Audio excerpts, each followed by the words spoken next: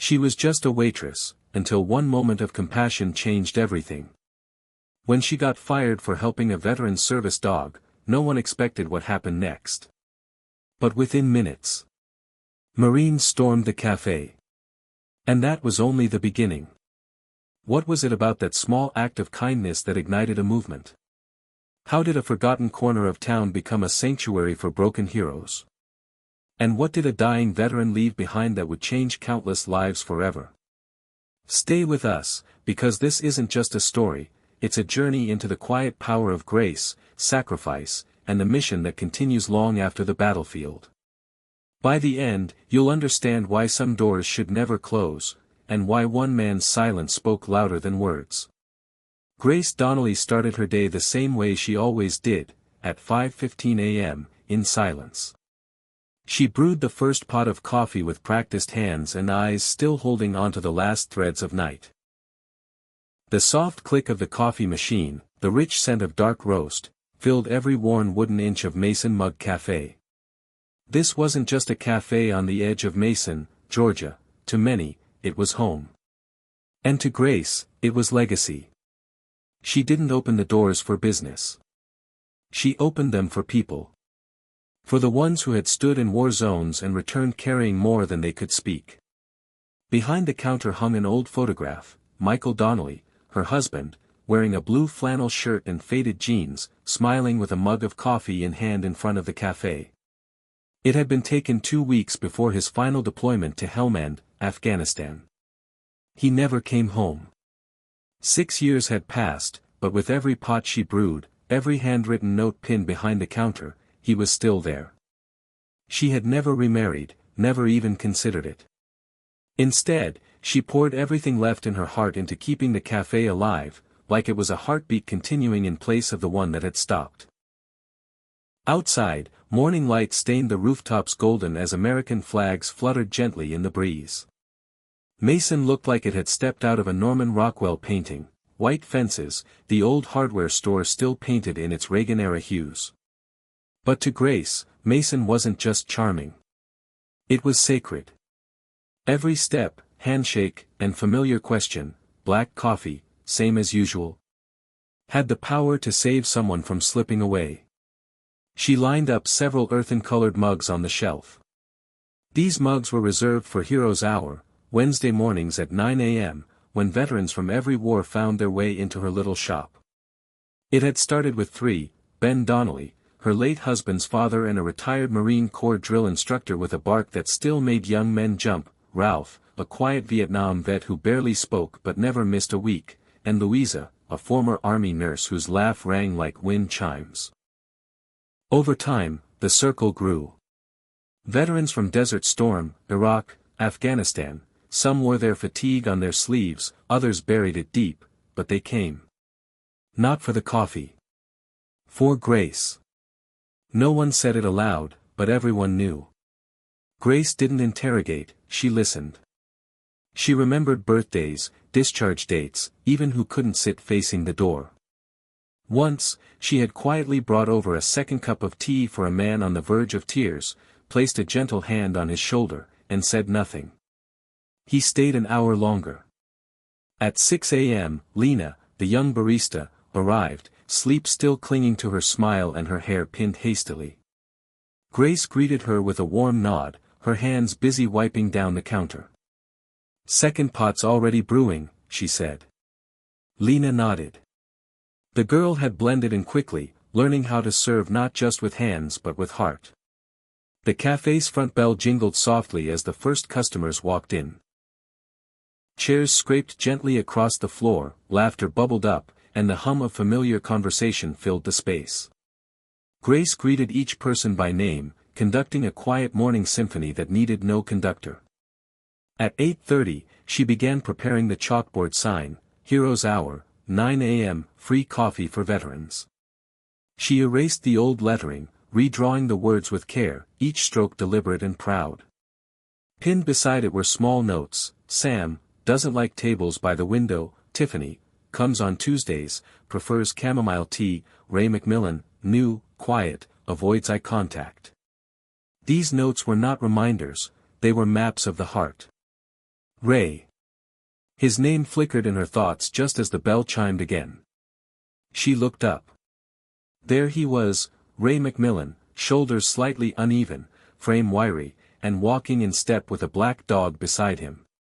Shadow wore a red vest with bold white letters, "Service Dog, Do Not Pet."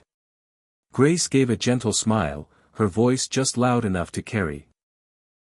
"Window seats open, Ray." He nodded, didn't speak, and led Shadow to the familiar table near the wall. No one stared. No one asked.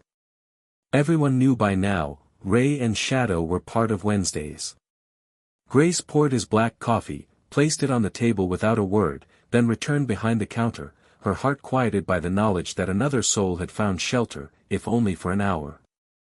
She had no idea that in less than 60 minutes, her world would change completely. But in that moment, with her hand resting on the warm pot of coffee and the scent of hope in the air, Grace thought of only one thing: how to keep this place feeling like home, for one more day. Outside, down the quiet streets of Mason, a different kind of wind had begun to stir, one that would sweep through this cafe, this town, and eventually the entire country, not with rage, but with something even more powerful: purpose. Hit subscribe and leave a comment with where you're watching from. This story might just spark a new beginning. What's one thing that always pushes you forward, even when things get tough? Ray McMillan never came early.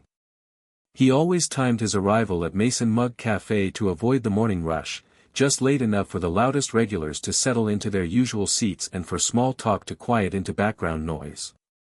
He didn't like being looked at. He didn't like being asked questions. And most of all, he didn't like being noticed. But every Wednesday morning, he still came. Always the 8th or 9th customer. Just enough to blend in. Just enough to not be forgotten. And of course, Shadow was always with him. Shadow, the black lab German Shepherd mix, never left Ray's side.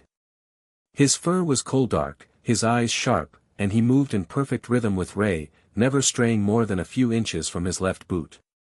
The bright red vest on his back read in big white letters: "Service Dog, Do Not Pet." Most people obeyed. Some kids tried to reach out before a parent pulled them back. Shadow never flinched. Like Ray, he'd learned how to stand still in the middle of crowds, to listen more than speak, to watch before acting. Grace always reserved the same window-side table for Ray, the one on the left, where the morning sun didn't hit directly but gave off enough warmth to ease the cold in his bones. She never asked him how he was doing. She simply offered a quiet nod and a cup of black coffee, the way she had since his first visit months ago. And that's what kept Ray coming back. Not the coffee, though it was strong and exactly how he liked it, but the fact that here, he didn't have to explain himself. At Mason Mug, silence wasn't rudeness. It was understood. That morning was no different. Ray walked in at 8:52 sharp, the bell above the door letting out a soft chime as the wind followed him and Shadow inside. A few regulars nodded his way. Grace looked up from behind the counter, still wiping mugs, and smiled in that way only she could, quiet and steady. "Window seats open," she said. Ray gave a small nod. That was enough. He led Shadow across the cafe and took his usual seat. Shadow lay down beneath the table in one fluid motion, tail curled, ears alert but relaxed. No one asked questions. No one stared. People had grown used to seeing them both as part of the fabric of Wednesdays. Grace brought over his coffee and set it down gently, offering the same silent acknowledgement she always did before returning to the counter. Ray wrapped his hands around the cup, feeling the heat seep into his palms. That simple warmth meant more than he could ever admit. It reminded him of the old outposts in Afghanistan, the ones where a cup of bitter brew was sometimes the only thing that separated a soldier from the edge. Shadow remained still at Ray's feet. His ears twitched now and then, scanning the room, but only relaxed when Grace walked past. Somehow, the dog seemed to know this place was safe. Inside the cafe, everything moved at a gentler pace. Spoons clinked softly, Louisa's laugh rippled from the back corner, and the steady hum of Grace's voice with Lena behind the counter created a rhythm Ray had learned to count on. He looked out the window, watching an elderly couple cross the street slowly, hand in hand. An American flag fluttered in front of the barber shop. Mason hadn't changed much. But inside Ray, every day was different. Some days heavier than others. Some nights still haunted by sounds he couldn't forget. But here, in the quiet with Shadow by his side, it all faded, just enough to take a breath. Outside, the sky was beginning to clear. Inside, Grace stepped over to the chalkboard and rewrote the morning's tradition in bold white script, Heroes Hour, 9:00 a.m., free coffee for veterans. She stood back and eyed her work, then glanced toward the note cards posted nearby. Sam, avoids window seats. Tiffany, chamomile tea on Tuesdays. Ray McMillan, new, quiet, avoids eye contact. Those weren't reminders. They were a map to the heart. Just then, Ray looked up and caught Grace's eye. It was fleeting, barely a second, but in that glance, he saw something he didn't expect. Recognition. Not just, I know your name, but, I see you. And that, more than anything, was why he kept coming back. Grace didn't see a veteran. She didn't see a man with a dog. She saw a person trying his best. She didn't ask what he'd seen or what kept him up at night. She just brought the coffee. He turned back to the window. His fingers gripped the mug, knuckles pale. It wasn't anxiety, not exactly. It was instinct. Something in the air had shifted, like the weather before a storm. No sounds out of place. No faces unfamiliar. But still, his gut tensed. He'd learned long ago to trust that feeling. He didn't know it yet, but he was right. In less than an hour, the quiet peace of Mason Mug Cafe would be shattered by words spoken too loudly, by rules held too rigidly, and by someone who'd never learned what Grace already knew: dignity isn't optional. And when the dust settled, nothing in Ray's world, or Grace's, would be the same. But for now, he sipped his coffee and let the warmth fill the silence. A man and his dog, in a place that felt, if only briefly, like home. Mason Mug Cafe was full of golden morning light and the rich scent of freshly ground coffee when the clock struck 9 o'clock. Grace had just placed a third cup in front of Louisa with a gentle smile when she noticed something shift in the air. She heard it before she saw it, brakes screeching just a little too sharp, a car door slamming shut with an authority that didn't belong in a quiet Georgia town. It wasn't the sound of a regular pulling up. It was something else. Something official. The front glass door of the cafe quivered slightly as it swung open. Grace looked up, her hand still resting on the coffee pot, and instantly knew the man standing in the doorway wasn't here for breakfast.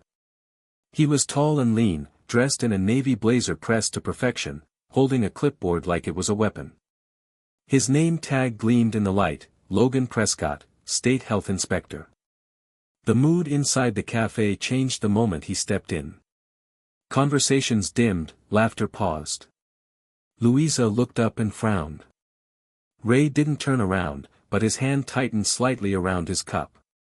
Shadow, lying quietly under the table, raised his head. Grace took a slow breath, then stepped from behind the counter with calm purpose. "Good morning. Can I help you find something?" she asked, her voice polite but firm. Prescott didn't smile. He lifted his clipboard slightly, expression stone cold. "Inspection." "Unannounced," he said. And without another word, he began moving through the cafe with the cold precision of someone searching for failure. He knocked on sink faucets, checked refrigerator temperatures, opened storage cabinets, and peeled labels off containers like he was looking for bloodstains. Lena, behind the counter, gave Grace a nervous glance, but Grace just gave her a small nod. "Stay calm, I've got this." Everything was still within control, until Prescott stopped suddenly in the middle of the cafe. His gaze locked on something in the corner. Ray. And Shadow. He pivoted toward them sharply and raised his voice so that the entire cafe could hear. "That animal," he said, jabbing a finger in Shadow's direction, "is in violation of state health code. No animals allowed where food is served." The cafe fell silent. Even the espresso machine seemed to pause. Grace took one step forward, placing herself between Prescott and the table by the window. "He's a registered service dog," she said clearly. "Federal law permits him to be here." Prescott narrowed his eyes. "I don't care what the vest says," he snapped. "Hair, saliva, dander, he's a health risk. Unless you want this cafe shut down, that dog needs to go." Ray sat frozen. His hands trembled slightly, still wrapped around his cup. Shadow didn't move a muscle.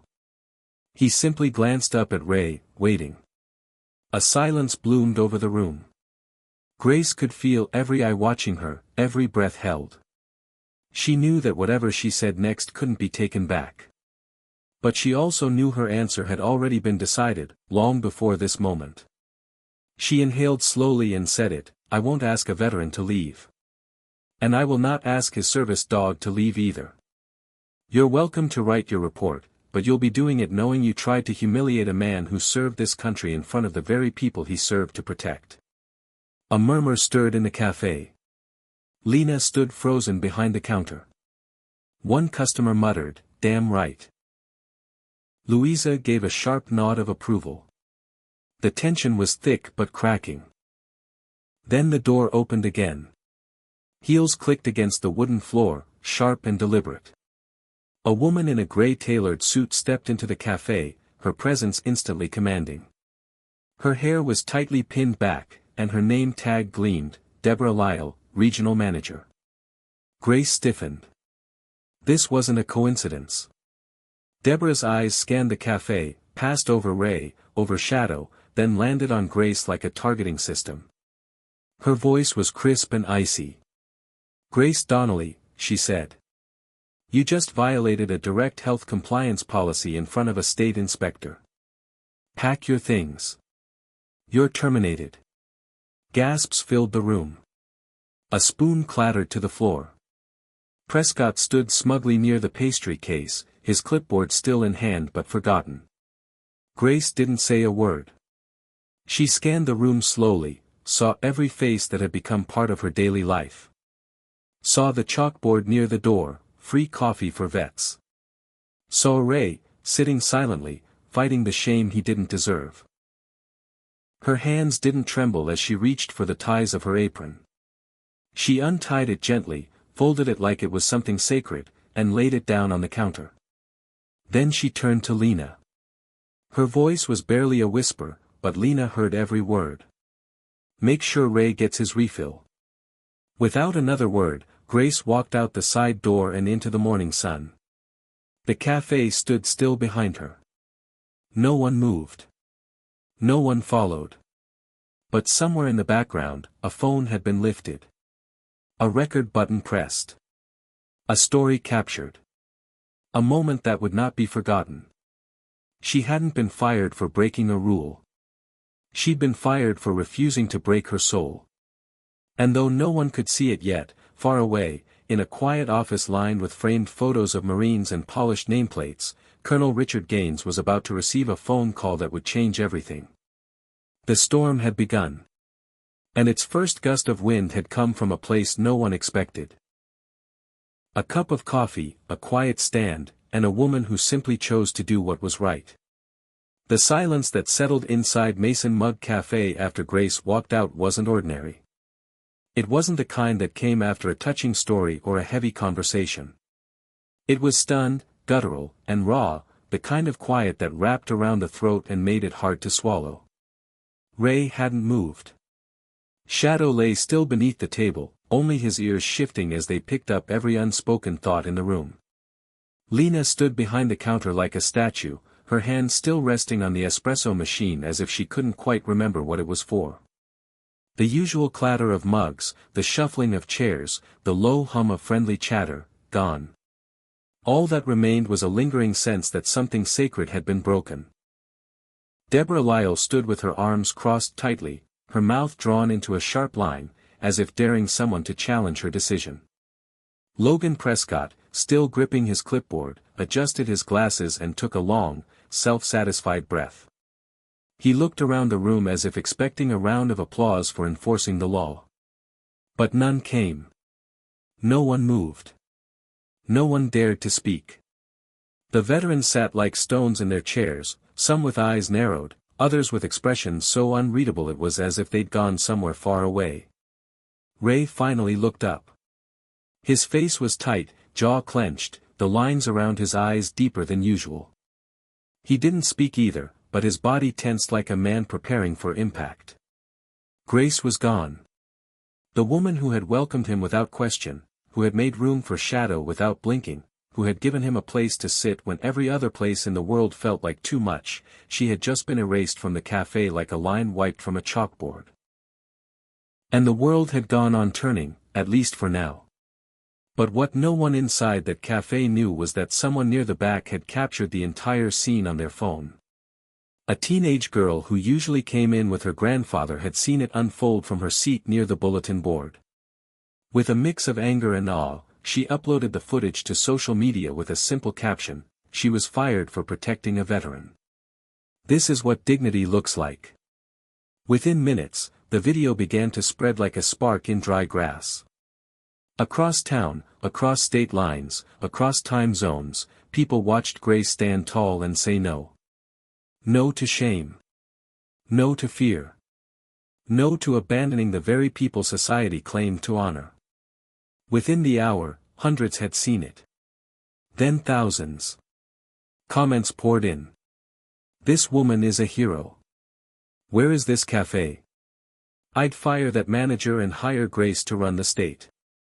But the people inside Mason Mug Cafe weren't yet aware of the storm building just beyond the walls. They only knew the air had changed. Lena wiped her hands on her apron, forcing her feet to move. She stepped toward Ray's table, uncertain of what to say, and set down a fresh cup of coffee. Her voice wavered. "Grace said you always get a second." Ray didn't respond immediately. He stared at the coffee, then up at her. For a second, she thought he might say something bitter, something angry. But he only nodded once. "Thank you," he said, voice low and hoarse. Lena nodded back, her throat tight. Deborah turned toward the counter, clearly impatient to reassert control. "From now on, we will follow state protocols to the letter. No more exceptions, no more leniency. If any of you have questions, direct them to corporate. I'll be reviewing all personnel files this week." But as she spoke, no one was listening. Because at that moment, outside on Main Street, something strange began to happen. It started with a low vibration in the floorboards.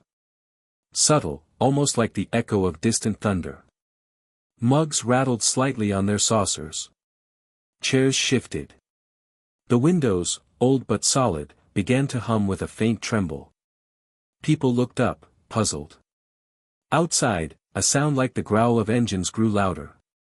Tires rolled slowly across pavement. And then, through the rising morning fog, they appeared. For military Humvees, their engines growling with restrained power, turned the corner at the far end of Main Street. Their headlights sliced through the haze like beacons. They didn't race. They didn't blare sirens. They moved in quiet formation, steady and undeniable. As they rolled past the bakery, the bookstore, and the post office, townspeople stopped what they were doing. Eyes widened. Hands fell to sides. Phones came out. The vehicles pulled into the parking lot of Mason Mug Cafe and stopped in a perfect line across the storefront. Doors opened in unison. From each vehicle, Marines stepped out in full-dress blues. Their boots hit the ground with discipline honed from years of service. Sharp uniforms, medals gleaming, gloves white as paper. And at the center of it all, stepping down from the lead vehicle, was Colonel Richard Gaines. He wore his authority like a second skin.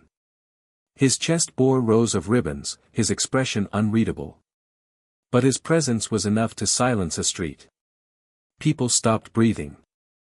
Inside the cafe, Deborah froze. Prescott lowered his clipboard slowly, uncertain. Lena stepped back from the counter, her eyes wide. Ray had risen from his seat, posture straight, face unreadable. The cafe's bell jingled once as Colonel Gaines opened the door and stepped inside alone. His boots echoed on the hardwood like a slow drum roll. He stopped in the center of the room and scanned the crowd. His gaze settled on Ray. A pause. Then Ray gave a slow nod. The colonel returned it with something even deeper. A salute. Prescott opened his mouth to explain, to protest, but the colonel held up a hand before a single word could form. His voice was calm but powerful, low but commanding. You don't need to know who someone is to treat them with basic dignity. He turned to Lena. Is Grace Donnelly here? Lena swallowed. She was fired for standing up for Mr. McMillan and his dog. Gaines's jaw tightened. He looked toward the back wall, where Michael Donnelly's photo still hung, coffee cup in hand, smile frozen in time. This woman, the colonel said, has done more for the men and women of Fort Granger than most government programs combined. She gave my Marines a place to sit when they couldn't speak. She gave them quiet when the world was loud. She gave them what this country promised but too often forgets, respect. The silence in the room deepened. Ray finally spoke, voice barely above a whisper. She didn't ask questions. She just poured coffee. And for the first time in a long time, I felt human. Colonel Gaines nodded. Then, without another word, he stepped outside and raised one white-gloved hand. In perfect formation, the Marines moved forward. Not to confront. Not to shout. But to make something very clear. The line had been drawn. Not by politics, not by policies, but by one woman who simply refused to let a good man be cast aside. And now, the world was about to know her name. Grace didn't hear the cafe door close behind her. She didn't need to. The stillness in her chest told her everything. As she stepped into the soft Georgia morning, the sun warmed her face, but it did nothing to cut through the cold inside her ribs. Her apron still carried the faint scent of cinnamon scones and espresso, and her shoes, worn and stained, made their usual soft tapping sound against the sidewalk as she walked, but the rhythm felt foreign now. She paused under the rusted green awning where Michael used to wait for her during his leave, leaned against the brick wall, and took a breath that didn't quite reach the bottom of her lungs. In her pocket, her fingers curled around the tiny silver key she had carried since the cafe opened. It no longer unlocked anything that mattered. She thought of the faces inside, Louisa's wind-chime laugh, Ralph's quiet nod, Ray's steady presence, Lena's eager hands, and wondered how long the silence would last after her absence. Would they stay? Would they forget? Would someone else write the Wednesday message on the chalkboard, or would the dust simply gather? She didn't cry. That surprised her. Maybe it was the way it happened, so quick, so final, like a snapped string on a well-worn guitar. There was no argument. No plea. Just an order, and the thud of her heart breaking as she folded her apron and walked away from the only home she had rebuilt since Michael's death. 6 years of mornings. 6 years of knowing how everyone took their coffee, who preferred the corner seat, who hadn't laughed since they came home. Gone, with one decision made by a woman who saw health codes but not human lives. A group of students passed on the sidewalk behind her, chatting loudly, unaware. Life went on around her, buzzing with errands and grocery lists and lunch plans. Grace pressed a hand to her stomach, suddenly unsure whether she could stand much longer. The urge to scream rose, fierce and unfamiliar, but she clenched her jaw and closed her eyes instead. She would not unravel on this sidewalk. Back inside the cafe, the atmosphere had not recovered. It remained frozen in the aftermath of her exit, like time had bent and refused to snap back into motion. Lena stood behind the counter, hands trembling, eyes fixed on the door where Grace had disappeared. The words she had said still rang in her ears: make sure Ray gets his refill. That simple instruction felt heavier than any corporate rule. Prescott had backed away from the counter now, shifting uncomfortably as he scribbled notes on his clipboard, the authority he once exuded slowly evaporating under the weight of the room's collective silence. Ray still sat at his table. He hadn't touched the second cup Lena had set in front of him.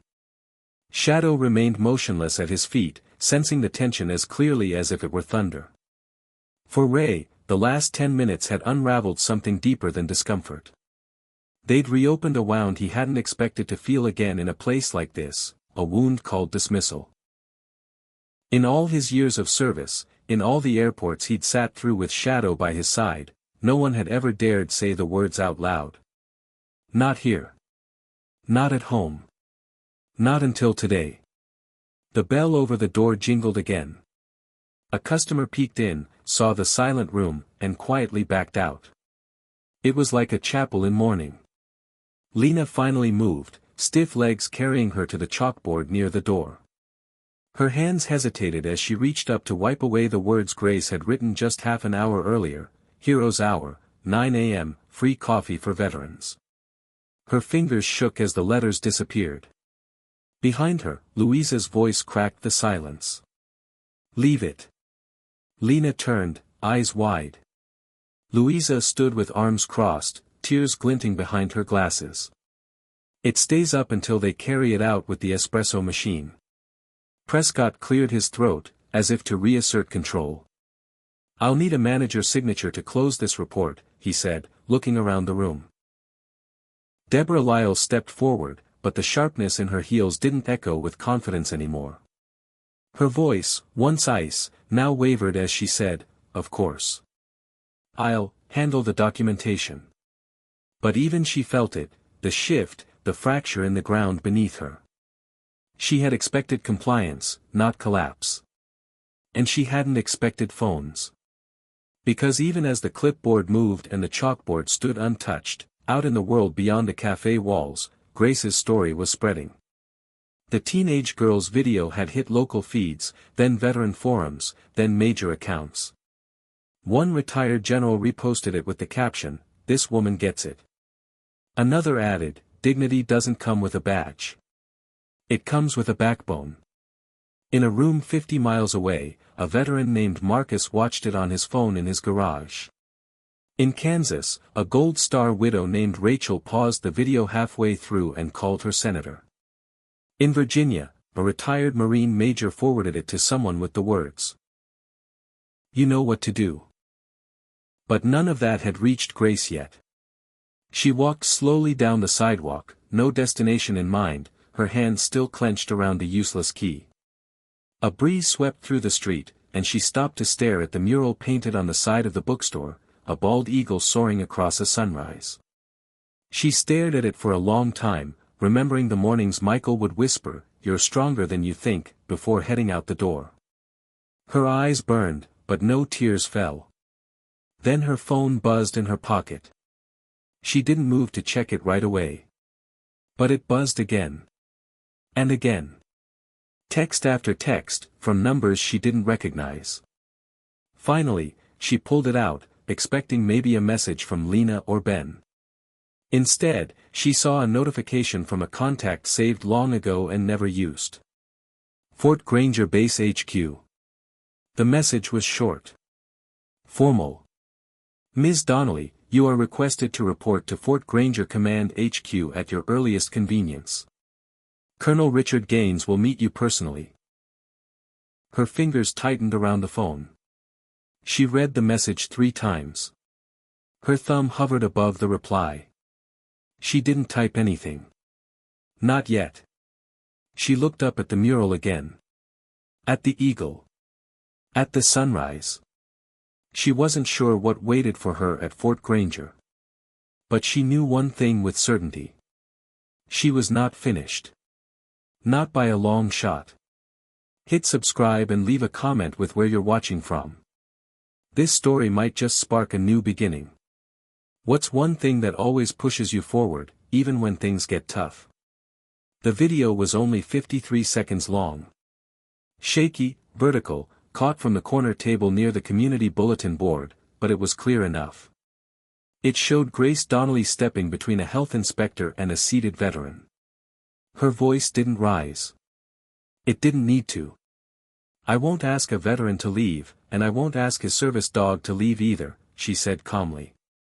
The camera caught the shift in the room. The stunned silence, the quiet murmur of support. Then came the moment Deborah Lyle delivered the termination, and Grace simply folded her apron, whispered a final instruction to Lena, and walked out the door into the light. No screaming. No defense. Just dignity. And that was what shook people. The girl who had posted the video, Ava, didn't expect much. Her caption was simple: "She got fired for protecting a veteran's dog. Share this." Within minutes, the notifications started rolling in. Then reposts. Then screenshots. By the time she finished her coffee and looked up, the cafe felt different, heavier, quieter. She stepped outside and checked her phone again. The video had hit 100 shares. Then 1,000. She barely made it to the parking lot before local news stations began messaging her for permission to air the footage. She blinked at her screen in disbelief. Elsewhere, on a different coast, in a different time zone, a retired Marine named Tom Rourke sat in his kitchen watching the video his daughter had just forwarded to him. He watched Grace stand firm, watched the inspector flinch, watched the woman with the corporate voice deliver a line that hit him like a gut punch. "You're terminated." He pushed back from the table, stood up slowly, and whispered to no one, "Not today." He sent the video to his old CO, Colonel Richard Gaines, with a single sentence: "You need to see this now." Colonel Gaines had been reviewing logistics reports when the message buzzed in on his phone. He rarely opened links from former Marines without scanning them first, but Tom was different. The man had saved his life once. He clicked the video. Watched. Rewound. Watched again.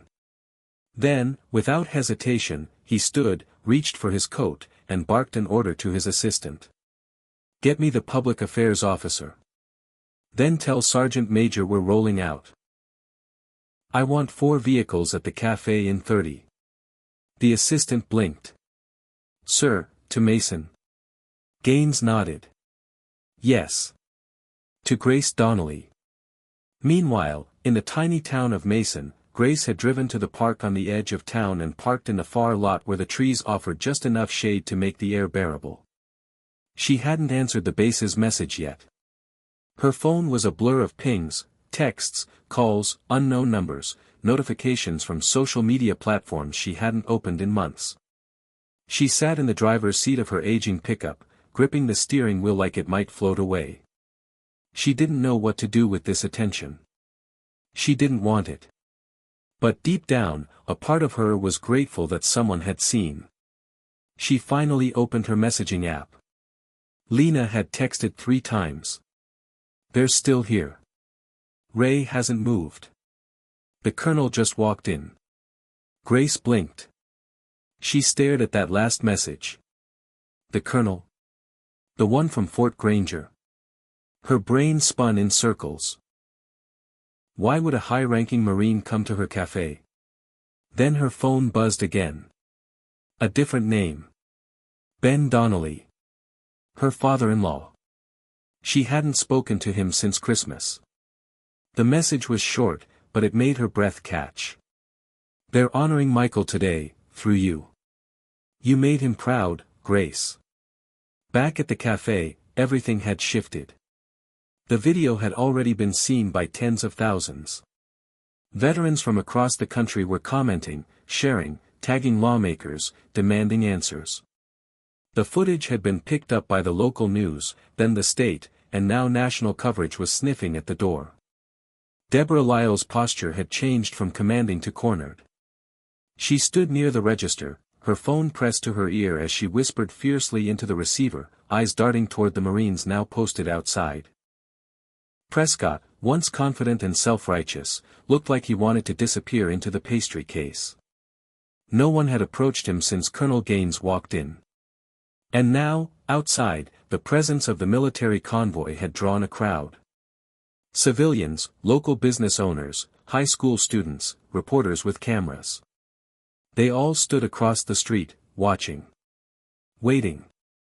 Inside, Lena finally exhaled as she saw one of the Marines gently replace the Mason Mug corporate logo behind the counter with a new sign, hand-painted in bold white letters, "Welcome to Grace's house, where honor is served daily." There was no ceremony. No fanfare. Just quiet reverence. Someone started clapping. Then more joined in. The sound was soft, then swelling, a current of respect that didn't need words. Ray stood at his table, looking at the new sign. Shadow stood too, tail still. For the first time since Grace left, Ray spoke loud enough for others to hear. "She gave me a seat when I didn't even know I needed one." His voice cracked slightly, but he didn't flinch. No one else did that. Not doctors. Not the VA. Just her. Just Grace. One of the Marines turned to him and saluted. Then another. And another. It spread like fire, crisp and clean, the sound of hands snapping to foreheads in silent solidarity. By the time Grace returned to Main Street, the sun had risen higher and the air shimmered with heat. She parked a block away and walked the rest of the distance, her steps slow, her heart pounding. She didn't know what she would say. Didn't know if she should say anything at all.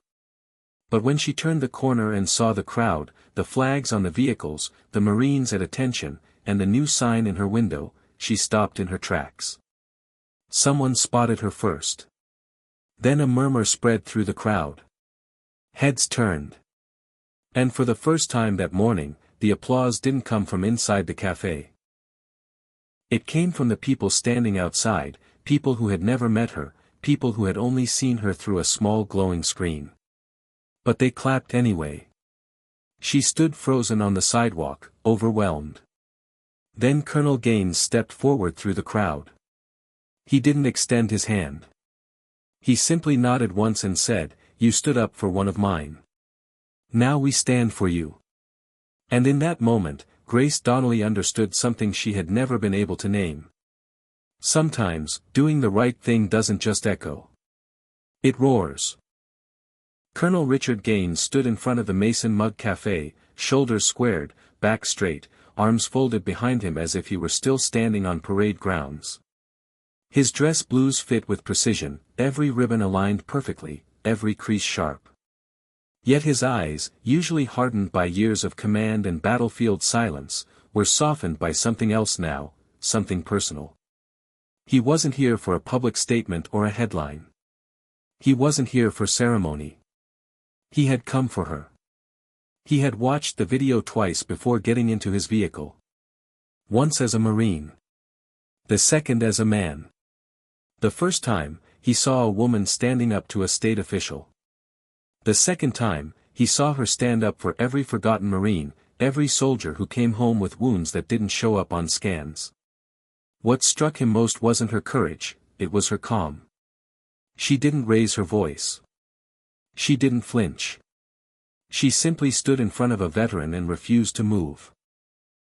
And in that moment, he knew exactly who Grace Donnelly was.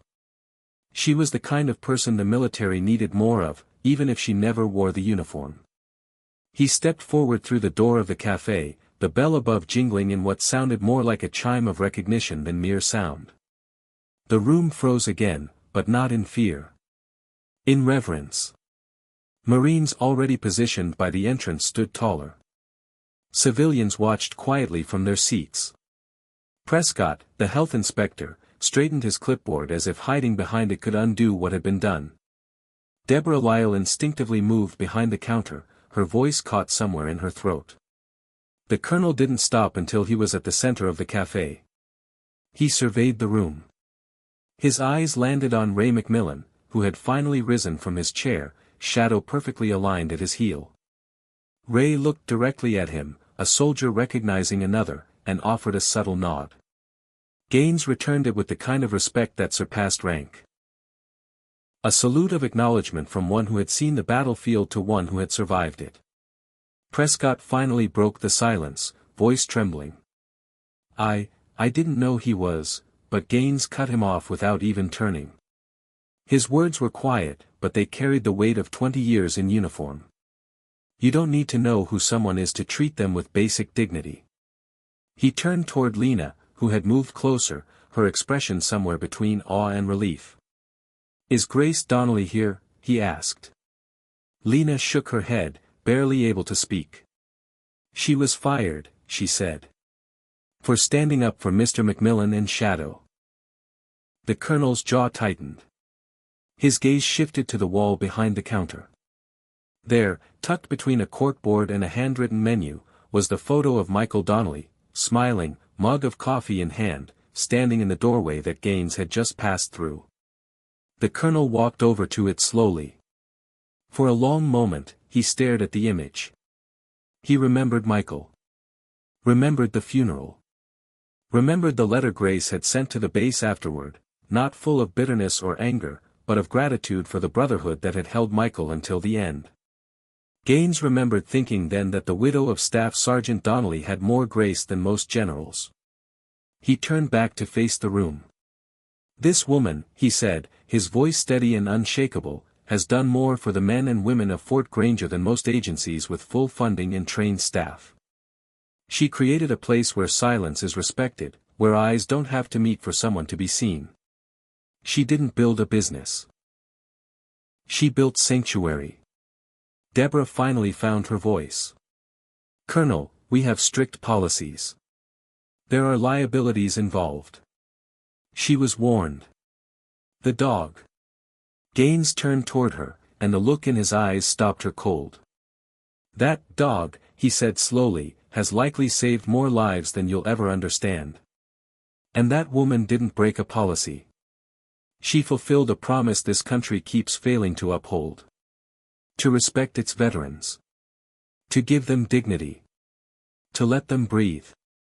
Ray stepped forward then, his voice low but clear. "She didn't ask what my trauma was. She didn't need a diagnosis. She just poured the coffee and let me sit." His voice cracked slightly, and he looked down at Shadow. "It was the first time I felt human again." Around the room, quiet sniffles answered him. Someone wiped away a tear. Someone else nodded solemnly. Even the teenage girl who had filmed the moment had tears streaking down her face. Lena clasped her hands in front of her apron, fighting the emotion rising in her chest. Gaines nodded slowly, then turned to the Marines stationed outside. With a simple hand gesture, he signaled them forward. Two stepped behind the counter and removed the corporate branding with precise movements, folding the Mason mug banner like a flag. Another Marine carried in a new sign, hand-painted with white letters on navy blue, "Grace's House, where honor is served daily." They mounted it gently on the wall. No one applauded. It didn't need applause. It was understood. Deborah tried again. "You don't have the authority to," but Gaines didn't even turn. "You made your decision," he said flatly. "Now we make ours." He stepped back to the door, pulling his phone from his pocket. A moment later, Lena's phone buzzed. She glanced down, confused, then read the message aloud. "It's from Fort Granger HQ. They're requesting Grace report to the base. Today." The room inhaled together. Ray exhaled slowly, his chest rising like someone finally coming up for air. Shadow stood, sensing something important had shifted. Outside, more civilians had gathered. A reporter raised a camera. A little boy waved an American flag. An old man held a cardboard sign that read, "Thank you, Grace." But Grace wasn't there to see it. Not yet. She was still sitting in her truck outside town, staring at the base's message, trying to decide if answering it meant the start of something or the end of everything she'd known. Inside the cafe, however, the choice had already been made. The story was no longer just a local moment. It had become something else entirely. Something larger. A symbol. Of a woman who stood her ground. Of a dog who asked for no explanation. Of a soldier who found peace in silence. And of a country still trying to remember what honor looks like. Colonel Gaines stood in the middle of it all, watching. Not as a superior officer. Not even as a customer. But as a witness. Because sometimes the most powerful battles are fought not on the battlefield, but across a simple counter, with nothing more than a cup of coffee and the courage to say no. The people of Mason had never seen anything like it. For military Humvees rumbling down Main Street on a Wednesday morning was the kind of thing you only saw in parades or television dramas, not outside of a cafe known for strong coffee and handwritten notes. The sound of tires crunching against the old pavement echoed off shop windows and brick walls, and the air itself seemed to pause. Even the birds quieted, as if nature knew something rare was unfolding. Cars pulled to the curb.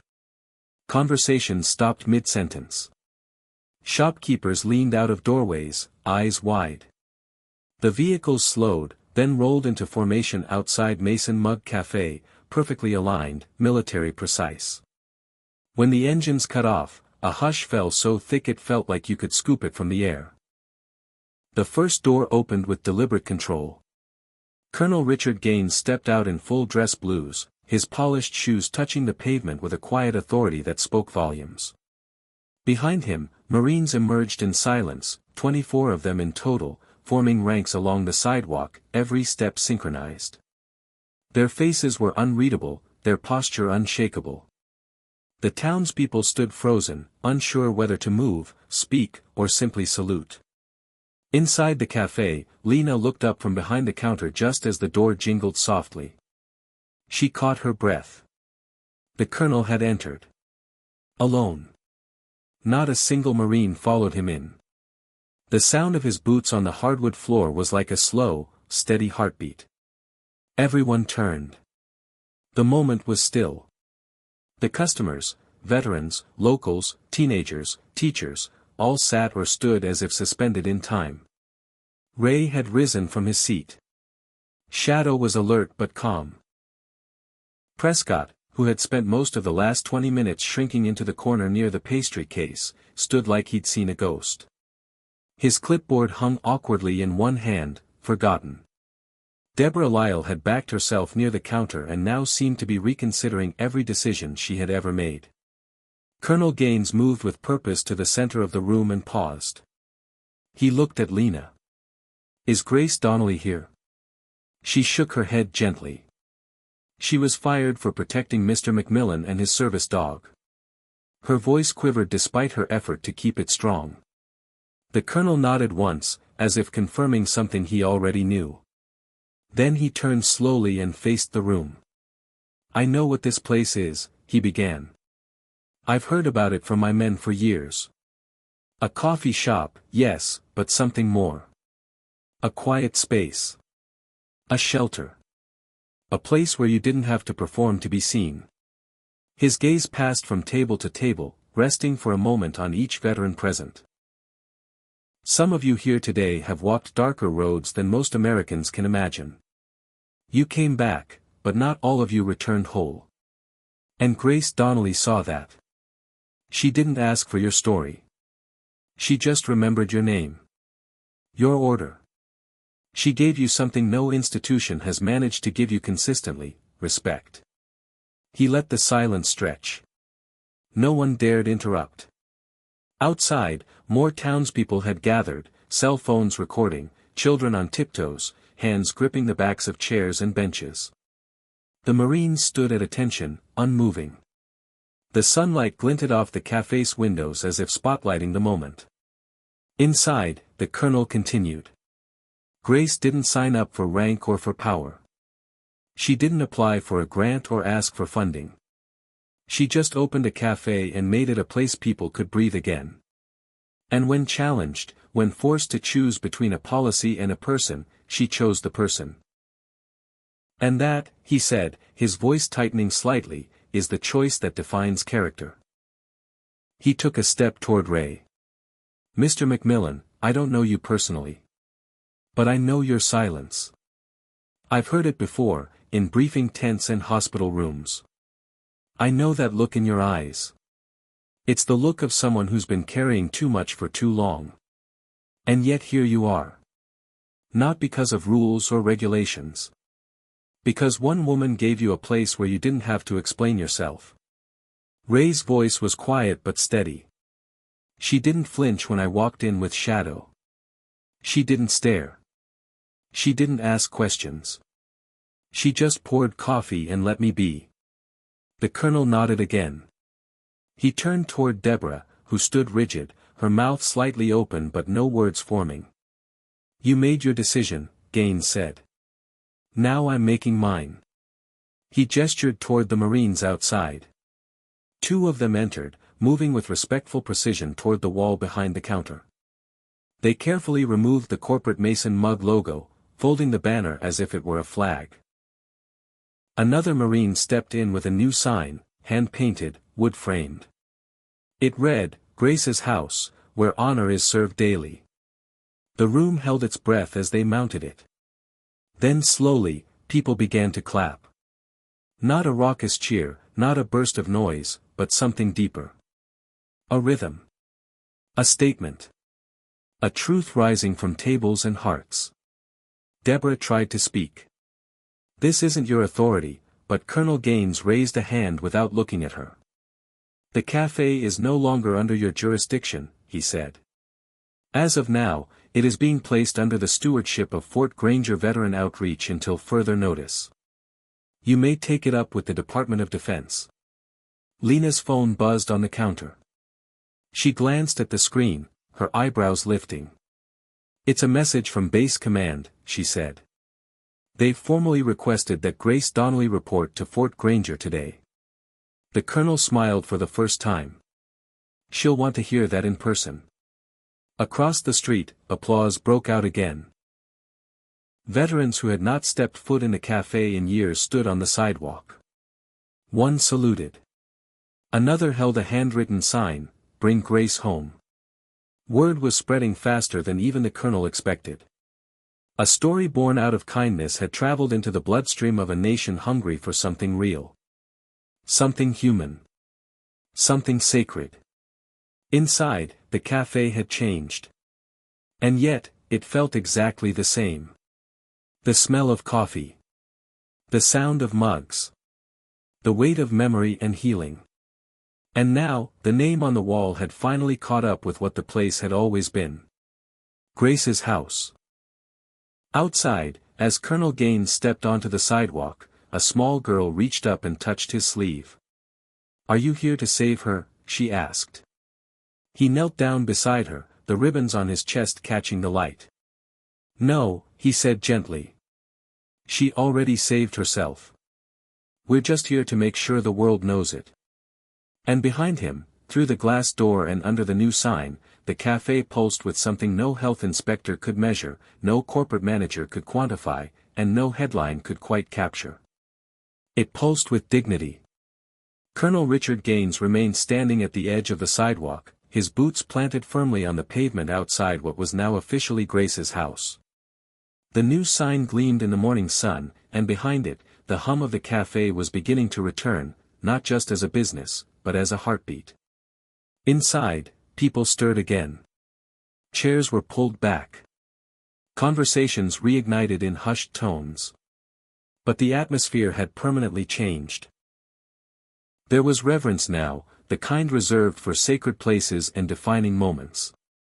The crowd outside had swelled, reporters now weaving among veterans, townspeople, and curious bystanders, all of them caught in the gravity of the story unfolding before their eyes. Everyone was watching.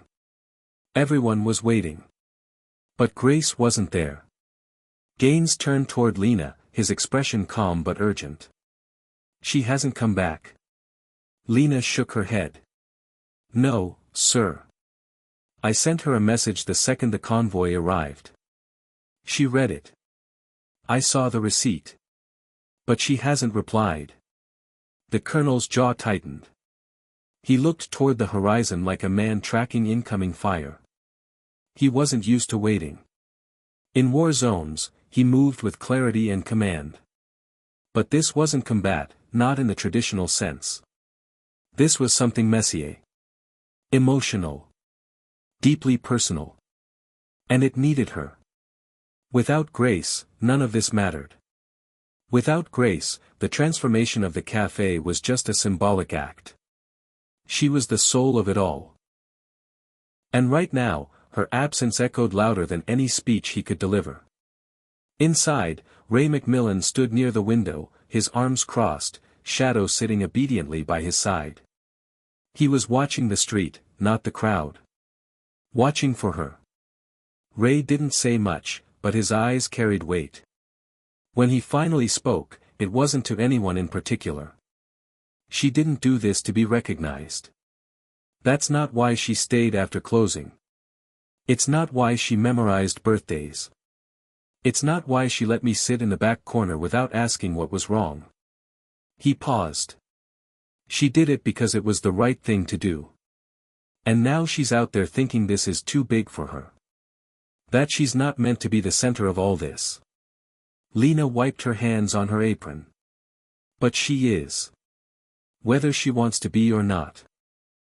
Outside, a boy about 10 years old stood with a homemade cardboard sign that read, "We miss Grace." His mother knelt beside him, whispering something that made him smile. An older man wearing a Vietnam War veteran cap saluted every Marine who passed by. A reporter from a local news station was interviewing a college student who had driven from 2 towns over just to see if the woman from the video was real. They were all waiting for the same thing. The woman who refused to back down. Back inside, the tension among the cafe regulars was growing more visible. Louisa sipped her tea in silence, eyes locked on the front door. Ralph, who rarely spoke, muttered something under his breath that sounded a lot like, "About time she came home." Lena paced behind the counter. And Ray, still watching the road, didn't blink. Colonel Gaines finally turned to one of the Marines standing at the cafe's entrance. "Get her on the phone," he said. "Now." The Marine nodded and stepped aside to make the call. Far from the crowd, parked on the far edge of town, Grace Donnelly sat behind the wheel of her truck. She had driven in circles for the better part of an hour, not because she was lost, but because she wasn't sure she was ready to be found. The base's request still sat unanswered in her messages. Lena's texts had multiplied. Even Ben had sent a voice memo, something he hadn't done in years. And now her screen was lit up with a call from a number marked as Fort Granger HQ. Her thumb hovered over the answer button, her pulse thumping in her ears. She finally tapped it. "Grace Donnelly," she said quietly. A voice responded, calm and direct.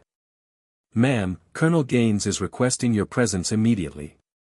He's outside your cafe. There's a situation." Grace sat in stunned silence. She didn't need to ask what kind of situation. She already knew. The moment had caught fire. The kindling had been dignity. The spark had been defiance. And now the world was watching. "Tell him," she paused. Her voice faltered. Then something inside her steadied. "Tell him I'll be there in 10 minutes. At the cafe, the Marine returned and whispered into the Colonel's ear.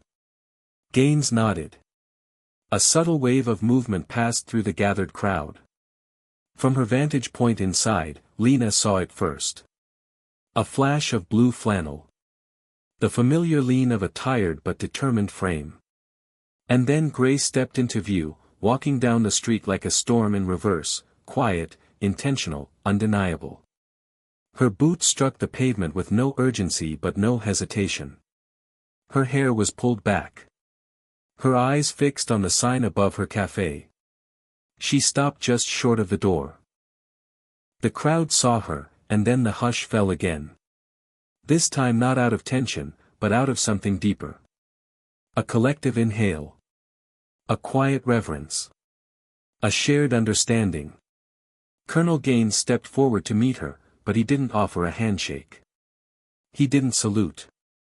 He simply looked her in the eye. "We've been waiting," he said. Grace took a breath. "I didn't ask for any of this," she said honestly. I was just trying to protect one man and his dog. And you did, the colonel replied. But what you gave him, you gave to all of us. And now we give it back. Grace looked past him, through the cafe window, and saw Ray standing with Shadow. She saw Lena behind the counter, Louisa in her usual seat, Ralph nodding in his silent way. She saw the chalkboard still bearing her handwriting. And above it all, she saw her name. Not as an ego stroke. Not as a brand. But as a promise. She turned to the colonel. "All right," she said. "Let's go inside." The crowd parted as she walked toward the door. When she opened it, the bell above rang for the first time that morning. A sound that had always marked another ordinary customer now rang like a chorus. She stepped inside. The room stood. No one clapped. No one cheered. They simply looked at her the way she had looked at them for so many years. With understanding. With gratitude. With peace. Colonel Gaines followed her in. He said one more sentence before letting the cafe settle again. "Grace Donnelly isn't a hero because she broke a rule. She's a hero because she never broke her word." And in that space, warm, worn, sacred, Grace took her place behind the counter once more. Not to serve coffee, but to serve something much more powerful. She had come home. Grace stood behind the counter, her fingers brushing lightly over the edge where the wood had been worn smooth by years of serving coffee and kindness. The room, now quiet again, breathed with her. It wasn't the stillness of tension or shock anymore, it was the calm that follows when a long-held breath is finally released. Outside, the crowd had begun to thin as people realized the moment they'd come to witness had passed, or maybe just transformed into something more permanent. The story that had started as a local spark had become a wildfire, and yet in this space, with the hum of the coffee maker and the familiar creak of the front door, everything still felt grounded. It still felt like hers. Ray and Shadow had returned to their corner. Lena stood at her station, smiling through the tears that still lined her eyes. Louisa had started a new pot of tea without asking, because that's what she did when emotions ran high. Ralph nodded at Grace from across the room. He didn't speak. He never did. But his presence said enough. Grace looked over it all, the chalkboard still bearing her handwriting, the fresh "Grace's House" sign on the wall, the rows of mugs lined up like a formation, and for the first time in a long time, she felt the shape of her life settle into something that resembled meaning again. Colonel Gaines cleared his throat from beside the register. "Grace," he said gently, as if saying her name too loud might tip her back into disbelief. "There's one more thing." She turned toward him, still absorbing the moment. "I figured," she said. "You don't roll up with 4 Humvees just to hang a new sign." He smiled faintly, then became serious. He pulled a sealed envelope from the inner pocket of his uniform jacket and handed it to her. It bore the insignia of Fort Granger and the Department of Defense. Her name was typed across the front in bold block letters, Grace E. Donnelly. She looked at it for a moment before opening it. The letter inside was brief, formal, and entirely unexpected. It outlined an official offer, a civilian appointment as Director of Veteran Transition and Wellness Services, based out of Fort Granger. Not a symbolic role. Not an honorary mention. A real position. A real program. The letter detailed that the initiative, previously stalled for lack of appropriate leadership, had been reactivated following recent events. They wanted her to lead it. To build it. From the ground up. "You must be joking," she said, barely above a whisper. Gaines shook his head. "I've never been more serious. We've had a plan in place for years, funding, space, a general idea of the structure. But we didn't have the right person to run it. Then we saw the video. And I saw this cafe. And I realized we've been looking in the wrong places." Grace folded the letter slowly. "I'm not a therapist. I'm not trained. I make coffee and remember birthdays. That's all. Gaines's voice was steady. You do more than that. You created a space where veterans walk in and feel human again. I've seen million-dollar programs that couldn't do what this place does in a day. That's not luck. That's leadership. She looked down, her hand still holding the paper as if it might disappear. I don't know if I can lead a whole program. I don't even know if I can lead myself out the front door some mornings. The colonel nodded. You don't have to know everything right now. Just say yes. The rest will come. She sat on the stool behind the counter and looked out the window. Main Street had returned to its usual rhythm, cars passing, people moving, the flags fluttering gently in the breeze. But her heart beat faster than it had before. The idea of stepping into something new, of turning this little corner of healing into something larger, was both terrifying and exhilarating. She thought of Michael. Of the way he used to sit on the front steps with a coffee in hand, watching the sunrise after a night shift. He had once told her, in a voice filled with absolute certainty, that the best things in life start small and quiet. That nothing good ever shouted when it walked into a room. She looked up at the photo of him still hanging near the register and whispered, "What do you think, Mike?" "You'd probably say I've already started it." Lena came over, sliding a cup of tea across the counter. "You don't have to decide now," she said. Grace smiled softly. "No, but I think I already have." The colonel watched her carefully. "We'd like you to come to the base today. Tour the facility. Meet the advisory team. See what it could be. No commitment. Just a walkthrough." Grace folded the letter and slipped it into her back pocket. "Then I guess I'd better change out of these coffee-stained jeans," she said. "They'll have to deal with it," Gaines replied. "You've done more for these men and women in denim and flannel than most have done in suits." As the colonel stepped outside to make arrangements, Grace lingered behind the counter. She reached beneath the register and pulled out the small, leather-bound notebook she'd kept since the cafe's first week. Inside were names, dates, notes scribbled in shorthand only she understood. Tiffany prefers tea. Ray doesn't like loud voices. Ralph once cried during Johnny Cash. It wasn't a ledger. It was a heartbeat. She tucked it into her bag, right next to the letter. Then she turned to Lena. "Keep the place warm for me." Lena nodded. "Always." Grace stepped out the door and onto the street, where the last few Marines still stood in loose formation, watching with the quiet respect that said more than any command. The sun was higher now, and the light glinted off the new sign like it had always belonged there. As she climbed into the colonel's vehicle, she looked back once. The cafe stood steady behind her, no longer just a building, but a living, breathing space of memory and mission. The call to base wasn't a call away from home. It was a call to expand it. To bring what she had built to others who needed it most. And for the first time since Michael had died, Grace felt like she was moving forward, not because she wanted to leave something behind, but because it was finally time to carry it with her. The drive to Fort Granger was only 15 minutes, but to Grace Donnelly, it felt like a journey across 2 lifetimes. The last time she had been on that road, it was in the passenger seat of a government-issued sedan, heading toward a hangar where a flag-draped casket waited.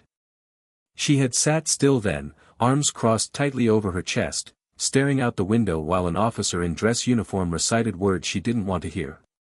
Today, she was in the front seat of a military SUV, flanked by silence, carrying nothing but a worn leather notebook and a letter of invitation from the United States Department of Defense. The irony was thick. And the air smelled different. Clean, sharp, structured. Like the inside of a machine trying too hard not to creak. Colonel Gaines sat beside her, not speaking unless she did. He seemed to understand that this wasn't the time for small talk. Instead, he let the rhythm of the road and the steady hum of the engine be enough. Grace appreciated that more than he knew. As the vehicle passed the security checkpoint, the gates swung open in slow, deliberate arcs. The guard saluted smartly, and Gaines returned the gesture with a nod before rolling forward. Fort Granger was a sprawling campus of disciplined geometry. Buildings stood at clean angles, lawns trimmed to perfection, flags unfurled on every pole, moving slightly in the afternoon breeze. There was a sense of control here, of order. But Grace wasn't looking for order. She was looking for purpose. She had been living for years in the soft, messy chaos of grief and service. And now she was being asked to carry that chaos into a place that measured everything in timetables and training manuals.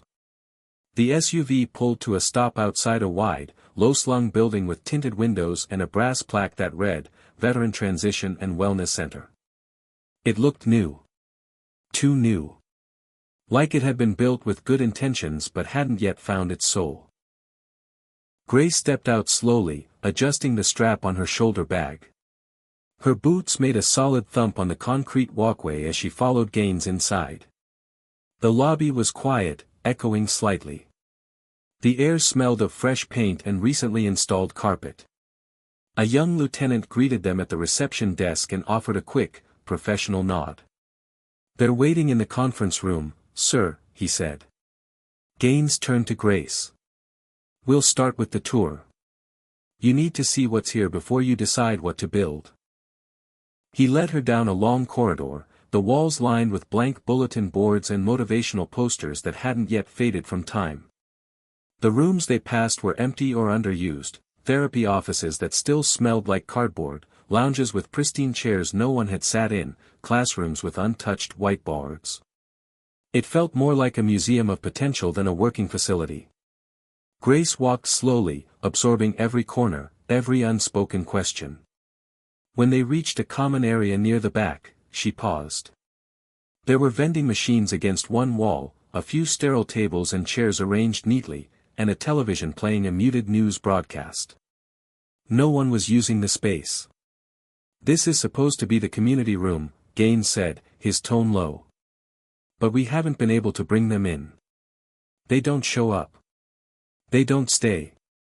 And the ones who do, well, they don't come back." Grace didn't reply right away.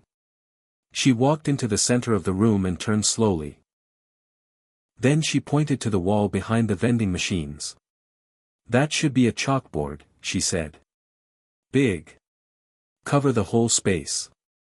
Let them write their own stories, even if it's just initials. It doesn't need to be art. It just needs to be theirs." Gaines nodded, thoughtful. "What else?" She turned to the vending machines. "These need to go. Replace them with a self-serve coffee bar. Nothing fancy. Drip pots. Ceramic mugs. Let them make it themselves. It gives them something to do with their hands." Then she looked toward the furniture. "And kill the fluorescent lights. It feels like a waiting room. These guys don't need to feel like they're waiting. They need to feel like they've already arrived." They continued the tour. In every room, Grace saw not what was, but what could be. A classroom could become a storytelling circle. An office could become a listening space. A hallway could become a memory wall. By the time they reached the final room, a small library stocked with untouched volumes and a single wooden table, Grace had stopped seeing the base entirely. She was back at the cafe. She could feel the weight of a coffee mug in her hand, smell cinnamon and steam, hear the gentle scrape of chairs and the murmured voices of men and women relearning how to be whole. She turned to Gaines. "Do you really think this can work?" He looked her straight in the eyes. "No," he said. "I know it can. But only if you're the one to do it." They walked into the conference room together. A few officers sat around the table, some in uniform, some in civilian attire. Each of them stood when she entered. One by one, they introduced themselves: logistics, behavioral science, veteran outreach, community liaisons. Not one of them tried to impress her with credentials. Not one of them looked at her like she didn't belong. They were waiting. For her. A woman who had never taken a government paycheck, who had never attended an officer's school, who had never once called herself a leader. But they had seen the video. And more importantly, they had seen what she built. Grace listened as they laid out the resources. A modest budget. Access to the base's facilities. Administrative support. A freedom to shape the program as she saw fit, within reason. They didn't hand her a script. They handed her a canvas. At the end of the meeting, Gaines asked the room to clear so he could speak to her alone. She remained seated as the others left. He stayed standing, leaning on the back of a chair. "This isn't about coffee," he said quietly. "This is about dignity. You know how to give it. And we're asking you to teach others how to give it too." Grace stared down at her notebook, her fingers brushing the frayed corners. "I don't know what to name it yet," she admitted. "It doesn't need a name today," he replied. "It just needs you." She stood slowly, tucking the notebook under her arm. "Then I'll need my booth," she said, her voice stronger now. "And I want that chalkboard in by Friday." Gaines smiled. "It's already ordered." They walked out together, side by side. Not colonel and civilian. Just two people who knew what it meant to hold someone's pain and not try to fix it, just honor it. As they reached the front doors, Grace paused and looked back. She could see it now. The laughter that hadn't arrived yet. The stories that hadn't been told. The veterans who hadn't walked through the door, but one day would. She didn't just see a program. She saw a place. And this time, it wouldn't just be hers. It would be theirs. Hit subscribe and leave a comment with where you're watching from. This story might just spark a new beginning. What's one thing that always pushes you forward, even when things get tough? The next morning, Grace Donnelly unlocked the doors to the Veteran Transition and Wellness Center just after sunrise. The air still carried the sharp bite of early fall, crisp and expectant. The sky was painted in soft strokes of orange and lavender, and the base was just beginning to stir. It had been less than 24 hours since she'd stood in that sterile conference room, holding a letter that would reshape her future. And yet, here she was, key in hand, stepping into the unknown with the same quiet purpose she brought to every morning back at the cafe. Her boots clicked on the polished concrete floor as she made her way through the dim hallways. The building smelled less like fresh paint today and more like possibility. She paused in the common room first. The vending machines were gone, replaced by a long oak counter that had been delivered late last night. She ran her hand over its surface. Smooth. Solid. Human. A fresh delivery of mugs sat boxed on the floor. Nothing matched. Some were blue, some white, some chipped, some new. Grace had asked Lena to gather donations from the cafe's customers. The result was perfect. No two were the same, and that was the point. People weren't the same either. She unpacked the mugs in silence, placing each one on the shelf behind the counter. A drip coffee machine was already installed. Not a fancy one, just something that worked. She filled the reservoir with water, added the grounds, and let the scent of brewing coffee fill the room. It curled into the air like a memory, wrapping around the silence and softening the edges. While the coffee brewed, she moved into the multipurpose room. The chalkboard had arrived. It stretched across the back wall in one continuous panel, black and bold, waiting. A bucket of chalk sat on a nearby table. Grace picked up a piece, stared at the blank surface for a long moment, and then wrote in clean, simple letters, "This is a place to be seen." She stepped back and read it again. Not fixed. Not evaluated. Seen. That had always been the unspoken mission of the cafe. Now, it was a promise. She spent the next hour arranging the chairs in loose clusters. Not rigid rows. Not desk formations. Just circles and corners and quiet nooks where people could speak, or not. She added a basket of blankets to the corner. A bookshelf with worn paperbacks and dog-eared military memoirs. A radio that played only static until someone chose what station to tune to. At 8 a.m., the first visitor arrived. It was Ray. He walked in wearing the same faded jacket, Shadow trotting silently beside him. Grace looked up and smiled. "You're early," she said. He shrugged. "Didn't want to miss opening day."